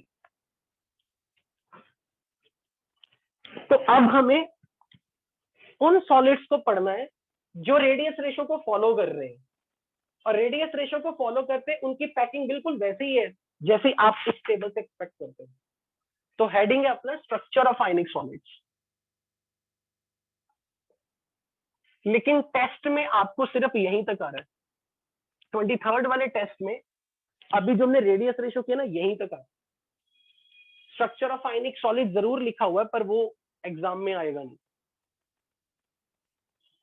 सो फर्स्ट इज, यहां पर ना जब मैं स्ट्रक्चर ऑफ आयनिक सॉलिड कर रहा हूं, मैं ना आपको 4 या 5 तरह के सॉलिड्स बता रहा हूं, 4 या 5 तरह के डिफरेंट सॉलिड्स। जेई के लिए वो बहुत इंपॉर्टेंट है, बहुत ज्यादा। फिर उसके बाद ये मैं 1-2 एग्जांपल ऐसे दूंगा जो रेडियस रेशो से प्रिडिक्टेबल नहीं है, वो एक इंफॉर्मेटिव से लगेंगे पर वो एनएसईसी के लिए बहुत इंपॉर्टेंट है। मतलब ऑनेस्टली बताऊं, मैंने कभी भी एनएसईसी को इतनी इंपॉर्टेंस नहीं दी थी। मतलब मैं यही मानता था जेई एडवांस सबसे अच्छा वही है। few years back I got a chance to teach to the medical student। मुझे ये समझ में आया कि एम्स का एग्जाम तो जेई एडवांस से भी बेटर है। एक तो उसमें सीट्स इतनी कम, ऊपर से उनके एग्जाम का लेवल जेई एडवांस से भी बहुत अच्छा है। पर जब मैंने पिछले 2 सेशन में एनएसईसी वाली एक्सरसाइज, खैर मैं कुछ बच्चों के साथ डिस्कस करता था जो अलग से फोन कॉल पे मेरे साथ रहते हैं, तो एनएसईसी की एक्सरसाइजेस को डिस्कस करने के बाद मेरा परसेप्शन ये बन गया कि नहीं, एम से भी बेटर लेवल एनएसईसी का। हालांकि मैं इस पे एक एग्जांपल कोट करूंगा, आपकी कोऑर्डिनेशन की एक शीट में एपीएससी में एक क्वेश्चन है, उसमें ना कुछ एक मुझे एग्जैक्ट सारे ऑप्शन तो नहीं याद पर ऐसा कुछ एग्जांपल है। अगर किसी ने वहां पर ना इनके आपको उन्होंने बोला रेडियस साइज कंपेयर करने थे, 2-3 ऑप्शन। हाँ वेरी गुड। एक और ऑप्शन, और आपको पूछा था कि इसमें इनका साइज बताओ, सबसे इस साइज का ऑर्डर याद है किसी को? ऐसा क्वेश्चन आया? Yes sir, yes yes sir. Sir. क्या ये क्वेश्चन में मैक्सिमम को डाउट भी आया था? Yes sir. हाँ सर। नहीं ये क्वेश्चन हाँ, किसी को इसमें डाउट अगर नहीं आया तो मुझे एक बार जरूर बताएं कि हाँ मैं प्रिडिक्ट कर गया। सर, पीरियोडिक टेबल में भी तो इसका एक्सेप्शन पढ़ाया गया था। वेट, वो जो एक्सेप्शन थे ना, वो गैशियस आयंस के रेडियस के थे, मतलब सिंपल आयनिक रेडियस थे। मुझे नहीं बोलना चाहिए गैसियस आयंस, क्योंकि आयंस यूजुअली तो सॉल्यूशन फॉर्म में मिलते हैं, बट वहां पर हमने सिंपल आयंस के रेडियस ऐसे डिफाइन किए। और अगर मैं उसकी बात करूं तो along the period size decrease करता है, और फिर हम कहते थे कि नियरली इनका सेम, फिर आगे जाके ऑलमोस्ट सिमिलैरिटी। पर वो बात हम न्यूट्रल एटम्स के लिए करते थे, आयंस में नहीं कभी की थी। न्यूट्रल एटम के लिए बोलते थे कि पहले साइज घटेगा, फिर नियरली सेम रहेगा, फिर लास्ट में जाके बढ़ जाएगा। आयंस के लिए तो मेरे को नहीं लगता मैंने कभी भी आपके सामने इसकी चर्चा की। अभी तक तो शायद आप यही मानते हो कि आयंस के केस में सर बस अलोंग द पीरियड डिक्रीजेस, पर क्वेश्चन ये है कि ये आयन का साइज नहीं पूछा उसने, हाइड्रेटेड आयन का साइज पूछा है, जो केमिकल बॉन्डिंग में आपने पढ़ा था सॉल्वेशन, याद है कुछ ऐसा करते थे? Yes sir. हाइड्रेटेड आयन का रेडियस, ये हाइड्रेटेड आयन का रेडियस पूछा उसने।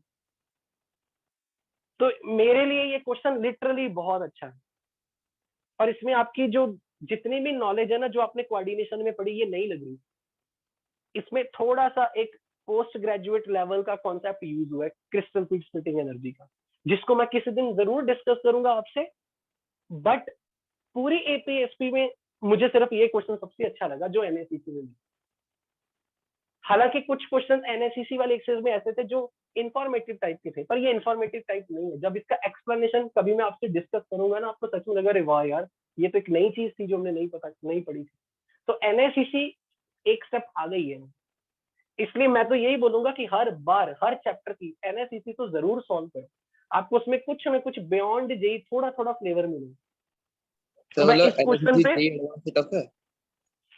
ऑब्वियसली जे एडवांस आपकी बाउंड्री में है, बस सब कुछ आपके सिलेबस की लिमिट में है। ये इनके लिमिट थोड़ी आ गई है।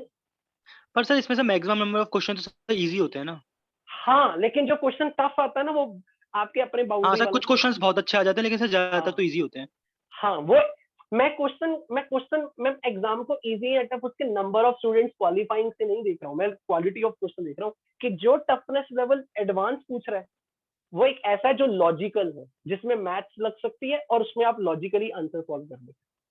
पर यहाँ वो कई बार कुछ इस तरीके की इंफॉर्मेशन से रिलेटेड क्वेश्चन होता है जो आपने नहीं पढ़ी होती 12th लेवल में, या कोचिंग में भी नहीं पढ़ाई होती। पर सर उसका So, कोई in सेंस short- नहीं, कुछ भी पूछ सकते हैं वो। यस, और लेकिन उसका सेंस तब है, दे रियली वांट कि यार किसी ने अगर कोई सब्जेक्ट पढ़ा है ना तो पूरा दिल से थॉरोली समझा है, उसने ये नहीं लगा अच्छा मुझे इतना ही करना है, मुझे इतना ही करना है।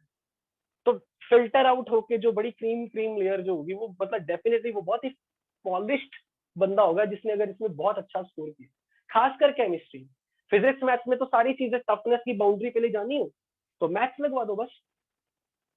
और नॉन मेडिकल स्टूडेंट्स का मैथ्स सबसे अच्छा होता है, सबको पता है, वो मैथ्स लगा के टफ से टफ क्वेश्चन भी कर लेंगे।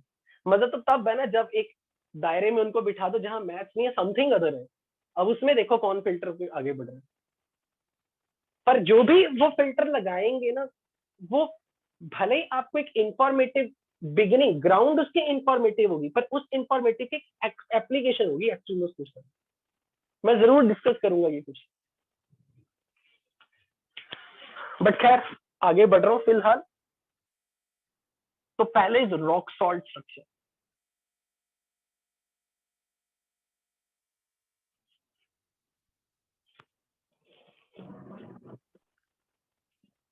Sodium chloride structure.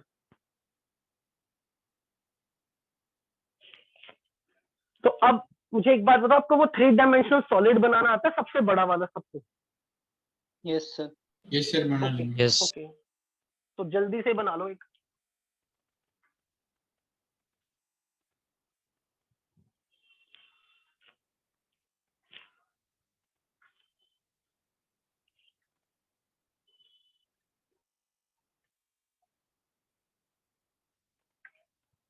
मैं आपको ना एक एग्जांपल, अगर आपको किसी को थर्मोडायनेमिक्स की शीट या इक्विलिब्रियम की शीट अगर आपको ध्यान में हो, मतलब ये बात ये उठाते उठाते मेरे दिमाग में आ गया।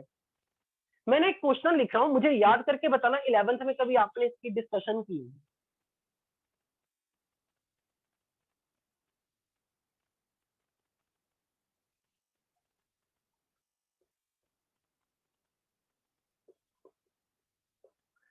क्वेश्चन ये था, इसमें डिग्रीज ऑफ फ्रीडम निकालने थे।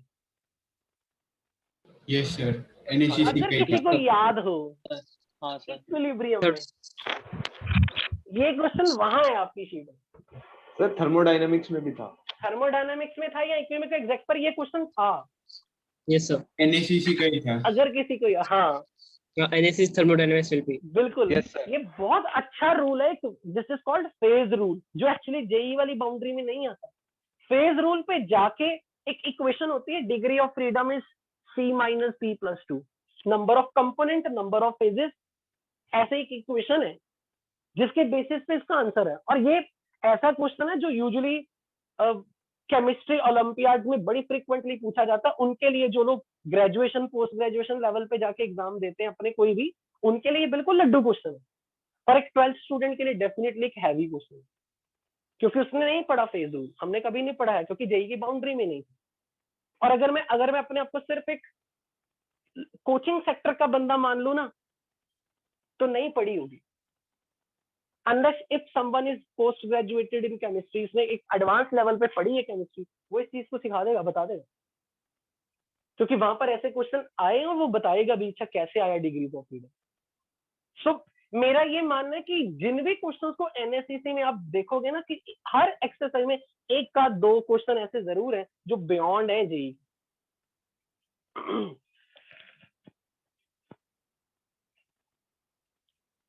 क्योंकि ज्यादातर बस यहाँ डिग्री ऑफ फ्रीडम सुन के बस आपको वो याद आता है, मोनो एटॉमिक की 3 degree of freedom, diatomic की 5 डिग्री ऑफ फ्रीडम। ये वो डिग्री ऑफ फ्रीडम नहीं है।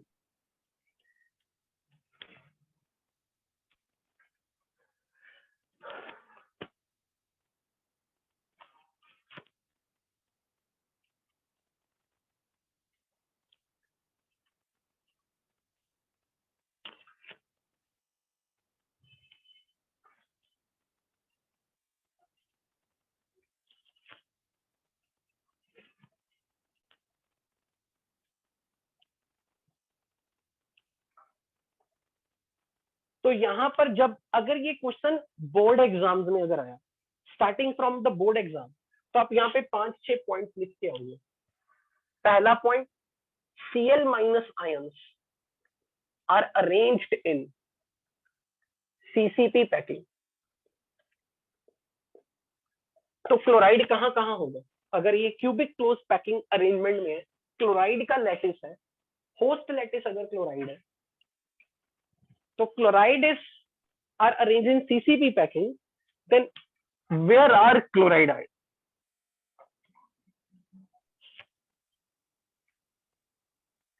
ये अब एक बड़ा यूनिट सेल है, ये यूनिट सेल आपका बड़ा वाला है, तो कहां कहां इस यूनिट सेल के क्लोराइड होना चाहिए? एक यूनिट सेल के अंदर क्लोराइड कहां होना चाहिए अगर CCP पैकिंग? कॉर्नर और फेस सेंटर्स। फेस सेंटर और कॉर्नर्स।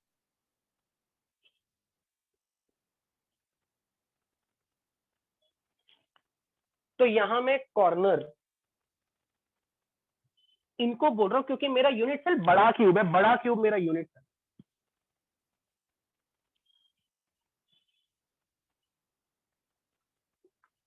और face centre, face centre, face centre, face centre,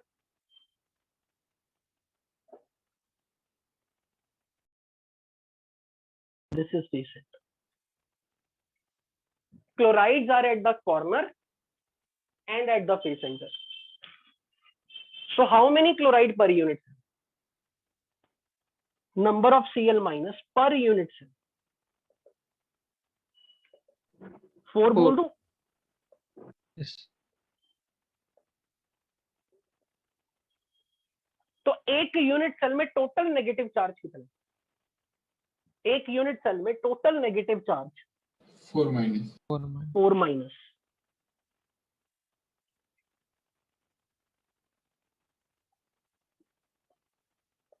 और अगर मुझे चार्ज न्यूट्रलिटी रखनी है तो टोटल पॉजिटिव चार्ज भी यूनिट सेल में +4 होना चाहिए।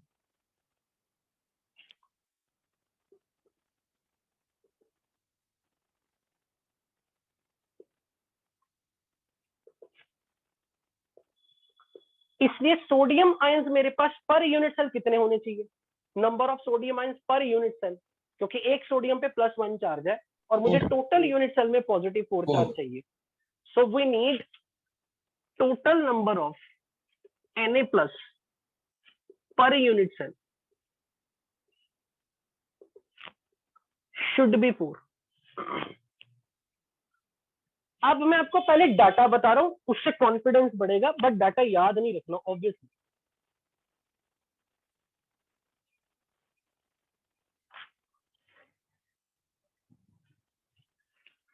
Radius of sodium positive to the radius of chloride is 0.54 nearly. तो इस हिसाब से आपके हिसाब से सोडियम प्लस को कौन सी वॉइड में बैठना चाहिए, ऑक्टाहेड्रल। Very good. तो ऑब्वियसली हम सोडियम पॉजिटिव को ऑक्टाहेड्रल वॉइड में रख रहे हैं, क्योंकि जो हम मैथमेटिकली सोचते हैं वो इस सॉलिड में एक्चुअल में पाया भी है कि ऐसा है। तो अब ये बताओ, एक एफसीसी लैटिस में ऑक्टाहेड्रल वॉइड होती कहां थी? एज सेंटर और बॉडी सेंटर। एज सेंटर और एक बॉडी सेंटर पे। तो हर एज सेंटर पर sodium plus ions which are being shown by blue colour circle,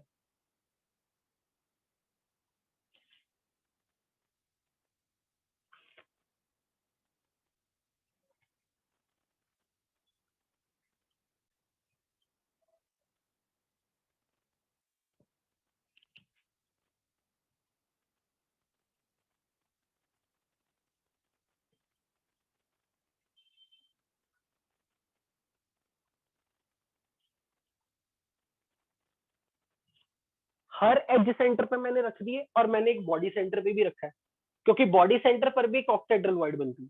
sir एक और पॉइंट होगा ना, एक और रह गया।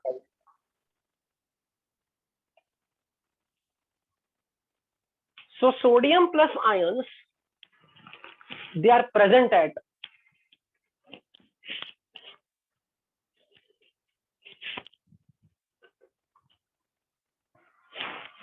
sodium positive ions are present at every edge center and at body center.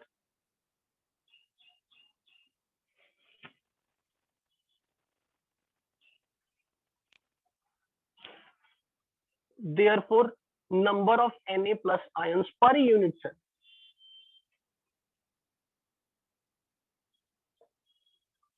is 1/4 contribution of every edge plus 1 body center, 4.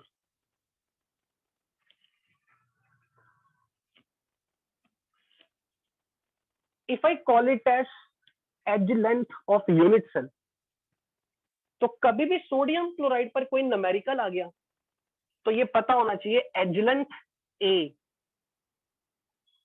should be equal to radius of Na plus radius of Cl minus A/2 should be equal to this.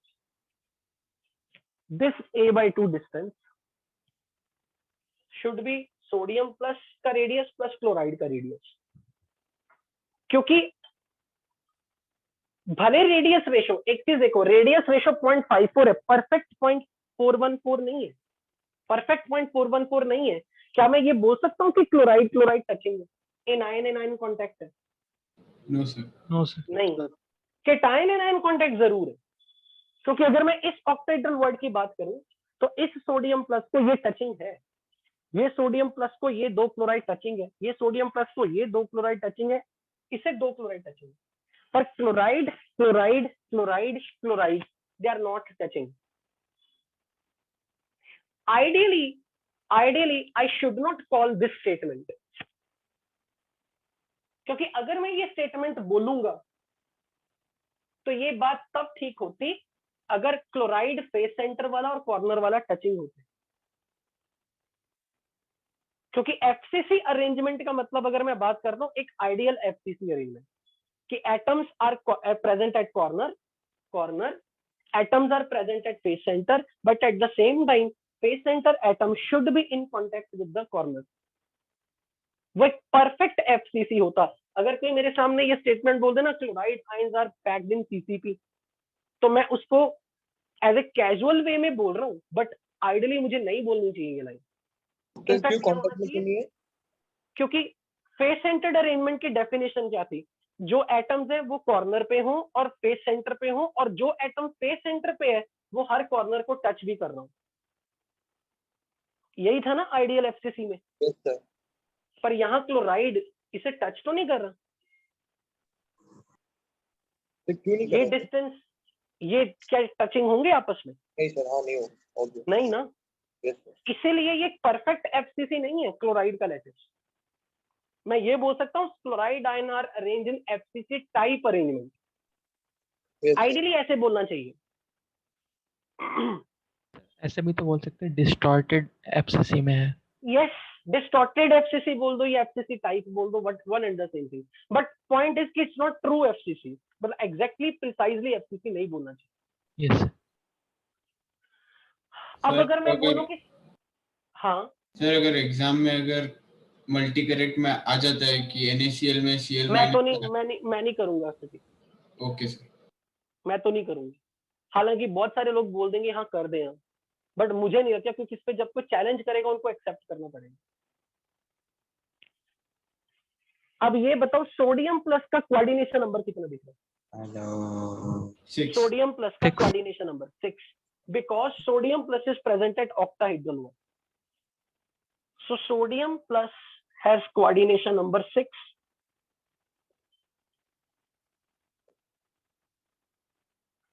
तो अब एक बार chloride का coordination number भी देखें। अगर मैं एक chloride की बात करूं, वो कितने सोडियम आयन के साथ कांटेक्ट में है? This is 1, this is 2, this is 3, 4, 5, 6 कहीं इस तरफ होगा।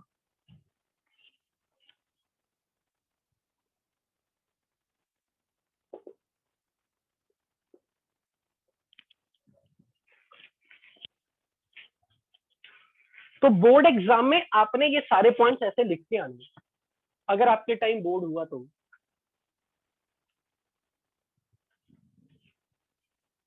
सर लेटेस भी ड्रॉ करना है? बिल्कुल यार, ये तेरे लिए था। ये ड्रॉ करके आना बोर्ड वहाँ एग्जाम में, एग्जाम में। हाँ बिल्कुल, वहां पे 3 नंबर का क्वेश्चन आएगा या 5 नंबर का आएगा, पूरा चित्र सहित वर्णन करना है। Okay sir.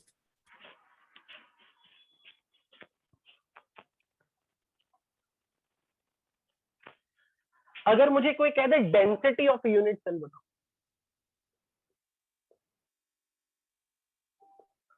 इस यूनिट सेल में, एक यूनिट सेल में कितने सोडियम आयन थे? 4। और एक यूनिट सेल में 4 क्लोराइड थे। तो यहां मुझे लिखना चाहिए mass of 4 sodium ions plus mass of 4 Cl minus ion divide by volume of unit cell.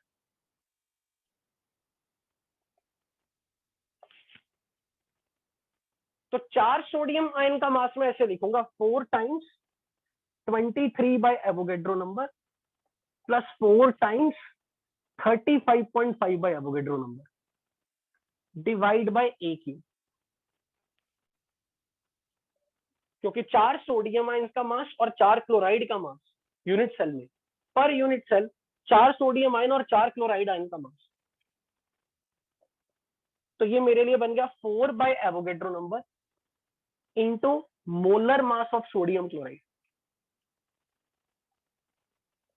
Divide by AQ, where A has relation with the radius of both ions. So radius of cation plus radius of anion is half of H length.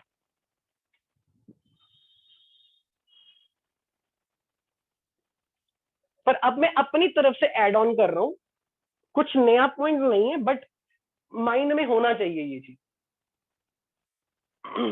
आप पहले ये note कर लो।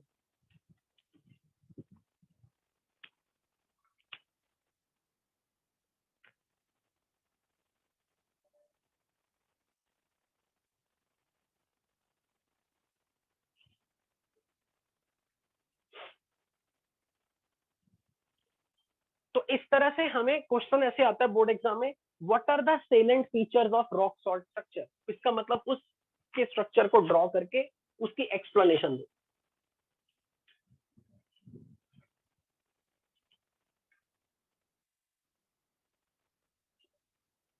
Sir इस structure में बहुत सारे questions पूछे जाते हैं। बिल्कुल, this is one of the most important structure जिसपे बहुत सारे क्वेश्चन पूछे जाते हैं। फिर इसी में क्वेश्चन ऐसे बन जाएगा जस्ट एज ए पजल, कि अगर हमने फेस डायगोनल से, ये फेस डायगोनल कहाँ गया, ये वाला ना, नहीं सर पीछे वाला नहीं होगा। नहीं नहीं सॉरी सॉरी, ये तो तबाही मच गई।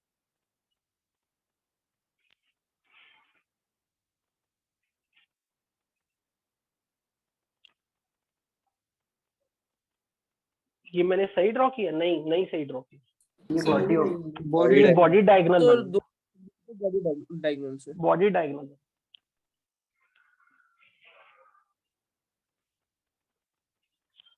Yes sir. Yes sir.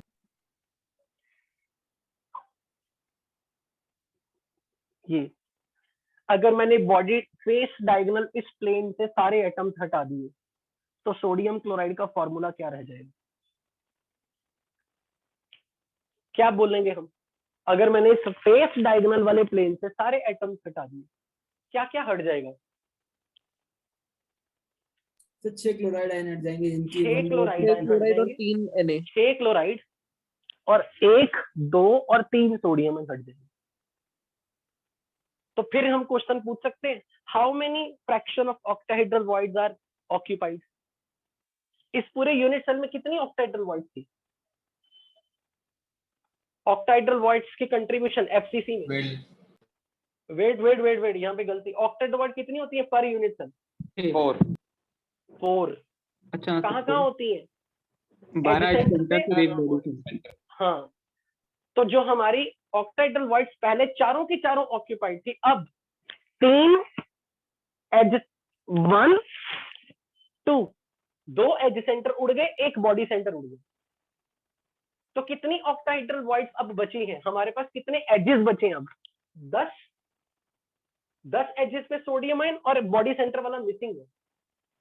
10/4 तो कंट्रीब्यूशन कितनी आएगी? 5/2 10/4 2.5 10/4। तो मैं कहूंगा 2.5 tetrahedral voids are occupied out of 4। तो what percent of tetrahedral void, octahedral void is unoccupied? इस तरह के क्वेश्चन बन जाएंगे। 2.5। हाँ बिल्कुल, क्योंकि जब 2 एज सेंटर से चले गए, यानी कि 10 एज सेंटर पे सोडियम आयन बैठा है, यानी कि 10 ऑक्टाहेड्रल वॉइड बैठी हैं अभी जिंदा है, जिन पे सोडियम आयन बैठा है, जिनकी कंट्रीब्यूशन 1/4 है, पर एक बॉडी सेंटर जा चुका है, तो वो ऑक्टाहेड्रल वॉइड पूरी खत्म हो गई। तो फिर क्वेश्चन ऐसे बन जाएगा, what fraction of sodium positive ions are occupying the octahedral void? मतलब अगर आपको ये स्ट्रक्चर पता होगा तो वो क्वेश्चन आप कर पाओगे कि कभी, क्योंकि जब आपको ये पता है कि कहां पर क्लोराइड है, कहां सोडियम है, तभी आप देख पाओगे कि इस फेस डायगोनल वाले प्लेन में कौन कौन आ रहा है और कौन कौन मिसिंग है। ओके, पर इस क्वेश्चन पे लाने से पहले मैं यहाँ पर ना आपके दिमाग में जस्ट एक विजन बढ़ाना चाह रहा हूँ। मैं इस लैटिस को ना और बड़ा कर रहा हूँ, मतलब अच्छा मुझे एक बात बताओ, मैंने बड़े क्यूब को यूनिट सेल माना ना, ये तो क्लियर है ना, बड़े क्यूब को मैंने यूनिट सेल माना है। यस यस तो मैं उसी बड़े क्यूब को यूनिट सेल को एक और यूनिट सेल लेके आ रहा हूँ।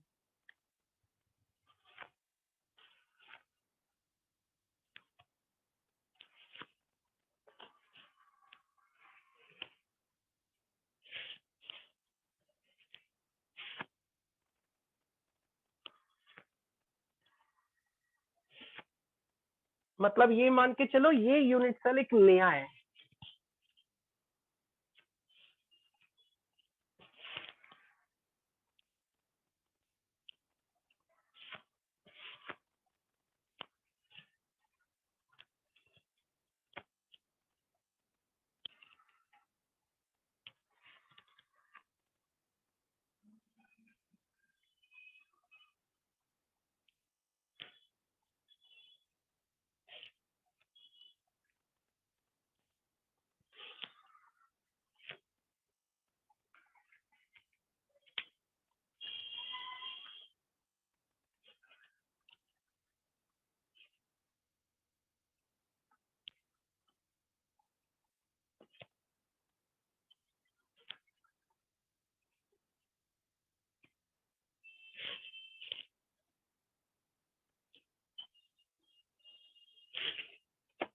अब मेरी स्टेटमेंट को अपने ट्रू फॉल्स बताना है। इन NaCl structure, sodium plus are present at corner and face center, and Cl minus is present at edge center and at body center. Sodium False. plus ions are present at corner and face False. center. True. Chloride is present at edge center and at body center. False. False sir. नहीं, true है। देखने का नजरिया बदलना देखो, पड़ेगा। true। देखने का नजरिया बदलना पड़ेगा। ये वाला यूनिट से ले लो। अब बोलो, सोडियम कॉर्नर पे, फेस सेंटर पे, क्लोराइड एज सेंटर पे है, बॉडी सेंटर पे। So this statement should be true. Sir ये इन्फिनिटी तक जाएगा सर, और दोनों बराबर हो जाएंगे सर, क्योंकि सर बराबर हो हर जाएंगे हर तो केस ठीक में है। हम लोग ले सकते हैं। तो ये स्टेटमेंट आ जाए तो कोई आप फॉल्स बोलोगे? कि अगर कोई कह दे No, कि sir. Sodium ions are at corners and face centre, chloride is present at body centre, क्या ये स्टेटमेंट गलत है? क्वेश्चन मार्क तो नहीं लगा सकते आप। No sir. मैंने ये वर्ड नहीं बोला। Sodium plus is present at corner and face center, and chloride is occupying octahedral void. Chloride is occupying octahedral void. Sir ये सही नहीं हो सकता। क्यों नहीं सही हो सकता? सर क्योंकि वॉइड्स छोटे होते हैं। हाँ सर वॉइड्स exactly. छोटे होते हैं। एग्जैक्टली void छोटे होते हैं, इसलिए कभी voids पे जिसको बिठाने की बात होती है ना, तो हम छोटे वाले की रिस्पेक्ट में बात करते हैं। बट अगर कोई मुझे ये कह दे कि sodium plus has corner and face centred arrangement, chloride are present at edge centre and at body centre, मैं उसे बिल्कुल गलत नहीं कहूंगा। मैं कहूंगा आपने बस नजरिया बदल दिया आपकी यूनिट से। तो ये नजरिया तब आता है जब हम एक यूनिट सेल पे फिक्स नहीं होते, उसको थोड़ा और बड़ा करके राइट लेफ्ट बढ़ा के पूरी नजरें दौड़ाते हैं सब तरफ। बेसिकली तो they all are in identical environment, all equivalent point पे है सब कुछ। क्या मैं ये कह सकता हूं, ध्यान से देखना, अगर मैं पुराने यूनिट सेल में जो मैंने पहले बनाया था, सोडियम एज सेंटर पे था, यानी कि सोडियम ऑक्टाइड्रल वॉइड थी, वो इस वक्त इस नए यूनिट सेल में कॉर्नर बन चुका है। यानी कि अगर सोडियम प्लस किसी यूनिट सेल का एज सेंटर है, तो वही एज सेंटर किसी यूनिट सेल का कॉर्नर भी तो है। यस और नो? Yes sir. मतलब अगर सोडियम प्लस इस वक्त बॉडी सेंटर है, तो किसी यूनिट सेल का सोडियम प्लस कॉर्नर भी बन सकता है। यानी कि सारे पॉइंट्स एक दूसरे के साथ इंटरचेंज हो जाएंगे, जैसे आपका नजरिया देखने का बदल जाएगा कि यूनिट सेल आपने जस्ट शिफ्ट करके ऊपर से एक और लेयर देख ली। तो हालांकि ये पॉइंट कुछ खास नहीं, बट एक बार दिमाग में जब ये स्टेटमेंट कभी क्वेश्चन करते वक्त नहीं आ जाए, तो बंदा सोच में पड़ जाता है ये कैसे। इसलिए मैंने ये थॉट आपके सामने रखी कि एक बार विजन और बढ़ा दें। बट हम हमेशा रेफरेंस के तौर पे यही मानते हैं कि वॉइड्स पे केटाइन को बिठाओ, क्योंकि केटाइन छोटा है। इसीलिए किताबों में लिखा ऐसे जाता है, कॉर्नर पे क्लोराइड है, फेस सेंटर पे क्लोराइड है, वॉइड्स में सोडियम है। वो सिर्फ ये बताने के लिए कि हम रेडियस रेशो में केटाइन को छोटा देख रहे हैं, एनाइन को बड़ा देख रहे हैं। बट अगर कोई स्टेटमेंट वाइज जेई में अगर ऐसी स्टेटमेंट आ जाती है, तो ये गलत नहीं होगी कि sodium is present at the corner and at the face centre, chloride is present at the edge centre and at the body centre. ये स्टेटमेंट गलत नहीं।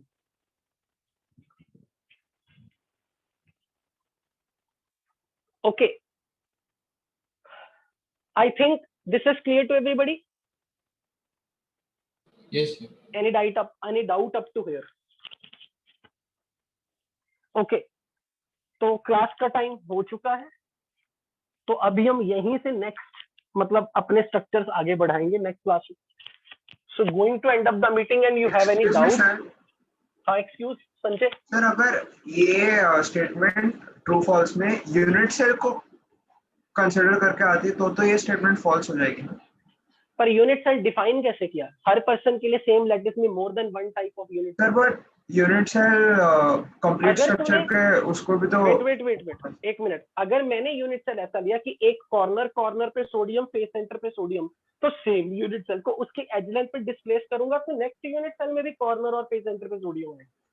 ये सर बट वो वॉइड वाली कैरेक्टरिस्टिक को तो वो तो सेटिस्फाई मैंने नहीं भी करेगा ना। वो तो मैंने भी नहीं कही, तभी तो मैंने कहा सर कि फिर हम वो डिफाइन यूनिट सेल कंसीडर सही करना करना सही थोड़ी ना होगा। चाहिए, क्योंकि यूनिट सेल की डेफिनेशन क्या थी, एक इक्विवेलेंट पॉइंट का कलेक्शन, और जब आप उस यूनिट सेल को डिस्प्लेस करो सारी यूनिट सेल ज्वाइनिंग हो और उनमें गैप ना हो और आइडेंटिकल अरेंजमेंट आपको नेक्स्ट यूनिट सेल में दिखे। वहां कहीं ये कंडीशन नहीं थी वर्ड में कौन है। और अगर मैं यहाँ बोल दूं कि मेरे लिए इस यूनिट सेल में सोडियम के कॉर्नर फेस सेंटर की सो कॉल्ड ऑक्टाइड्रल पोजीशन पे मुझे क्लोराइड दिख रहा है, तो वो मेरे को नेक्स्ट यूनिट सेल में भी दिख रहा है।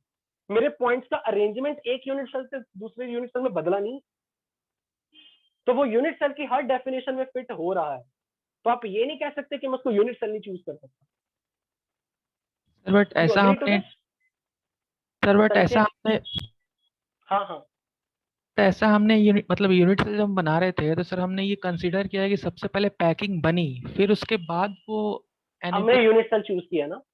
Yes sir. तो जब कोई पैकिंग, अगर ये पूरा अरेंजमेंट आपके सामने रख दे और बोला जाए चूज द यूनिट, तो क्या ऐसा नहीं हो सकता कि अभिषेक सोडियम को कॉर्नर और फेस सेंटर पर रख के यूनिट सेल चुन ले, और संजय क्लोराइड को कॉर्नर और फेस सेंटर पे सोडियम को रख के चुन ले, और अगर वो पैकिंग फ्रैक्शन निकालेगा दोनों में सेम आ रहा होगा। उसके यूनिट सेल में भी 4 सोडियम 4 क्लोराइड आ रहे हैं, दूसरे अभिषेक के भी 4 सोडियम 4 क्लोराइड आ रहे हैं, उनको डिफरेंट प्रॉपर्टीज तो नहीं मिलेंगी। इसलिए ये स्टेटमेंट में तो एज वाइज, क्योंकि ये तो सेम चीज हो गई। जैसे फॉर एग्जांपल जब कभी बिगिनिंग में मैंने एक बोला था रेड ग्रीन है, तो अगर हम स्टार्टिंग फ्रॉम द रेड से लेके यूनिट सेल चूज कर रहे थे, तो स्टार्टिंग फ्रॉम ग्रीन से लेके भी तो यूनिट सेल चूज कर रहे थे। यू रिमेंबर जब बिगिनिंग में चैप्टर में हमने यूनिट सेल की सिलेक्शन दी थी, ये वही सिचुएशन थी। Okay sir. Sanjay, is that clear to you? Yes sir. Okay great. Sir So आपसे with वो this- अप्रोच पूछी थी आपकी ऑक्टाहेड्रल वाली की, H/4 वाली, मतलब हमने तो एक मेरे को नहीं मतलब याद आ रहा। तरीके से किया था, मतलब आपका तरीका जानना चाहते हैं।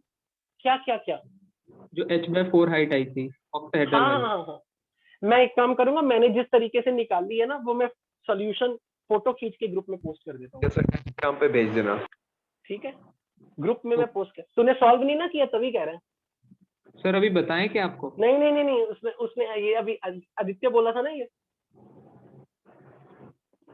बोल, अब चुप कर जाएगा ये, पक्का मैं जान लूंगी। सर चलो ठीक है, मैं कह रहे हो क्या अभिषेक? आदित्य। ओके चलो ठीक है, going to end the meeting. Abhishek मैं इसको अभी डाल देता हूँ सॉल्यूशन। चलिए, थैंक यू सर। ओके बच्चों, हाँ जी बिल्कुल, नेक्स्ट क्लास में मिलते हैं।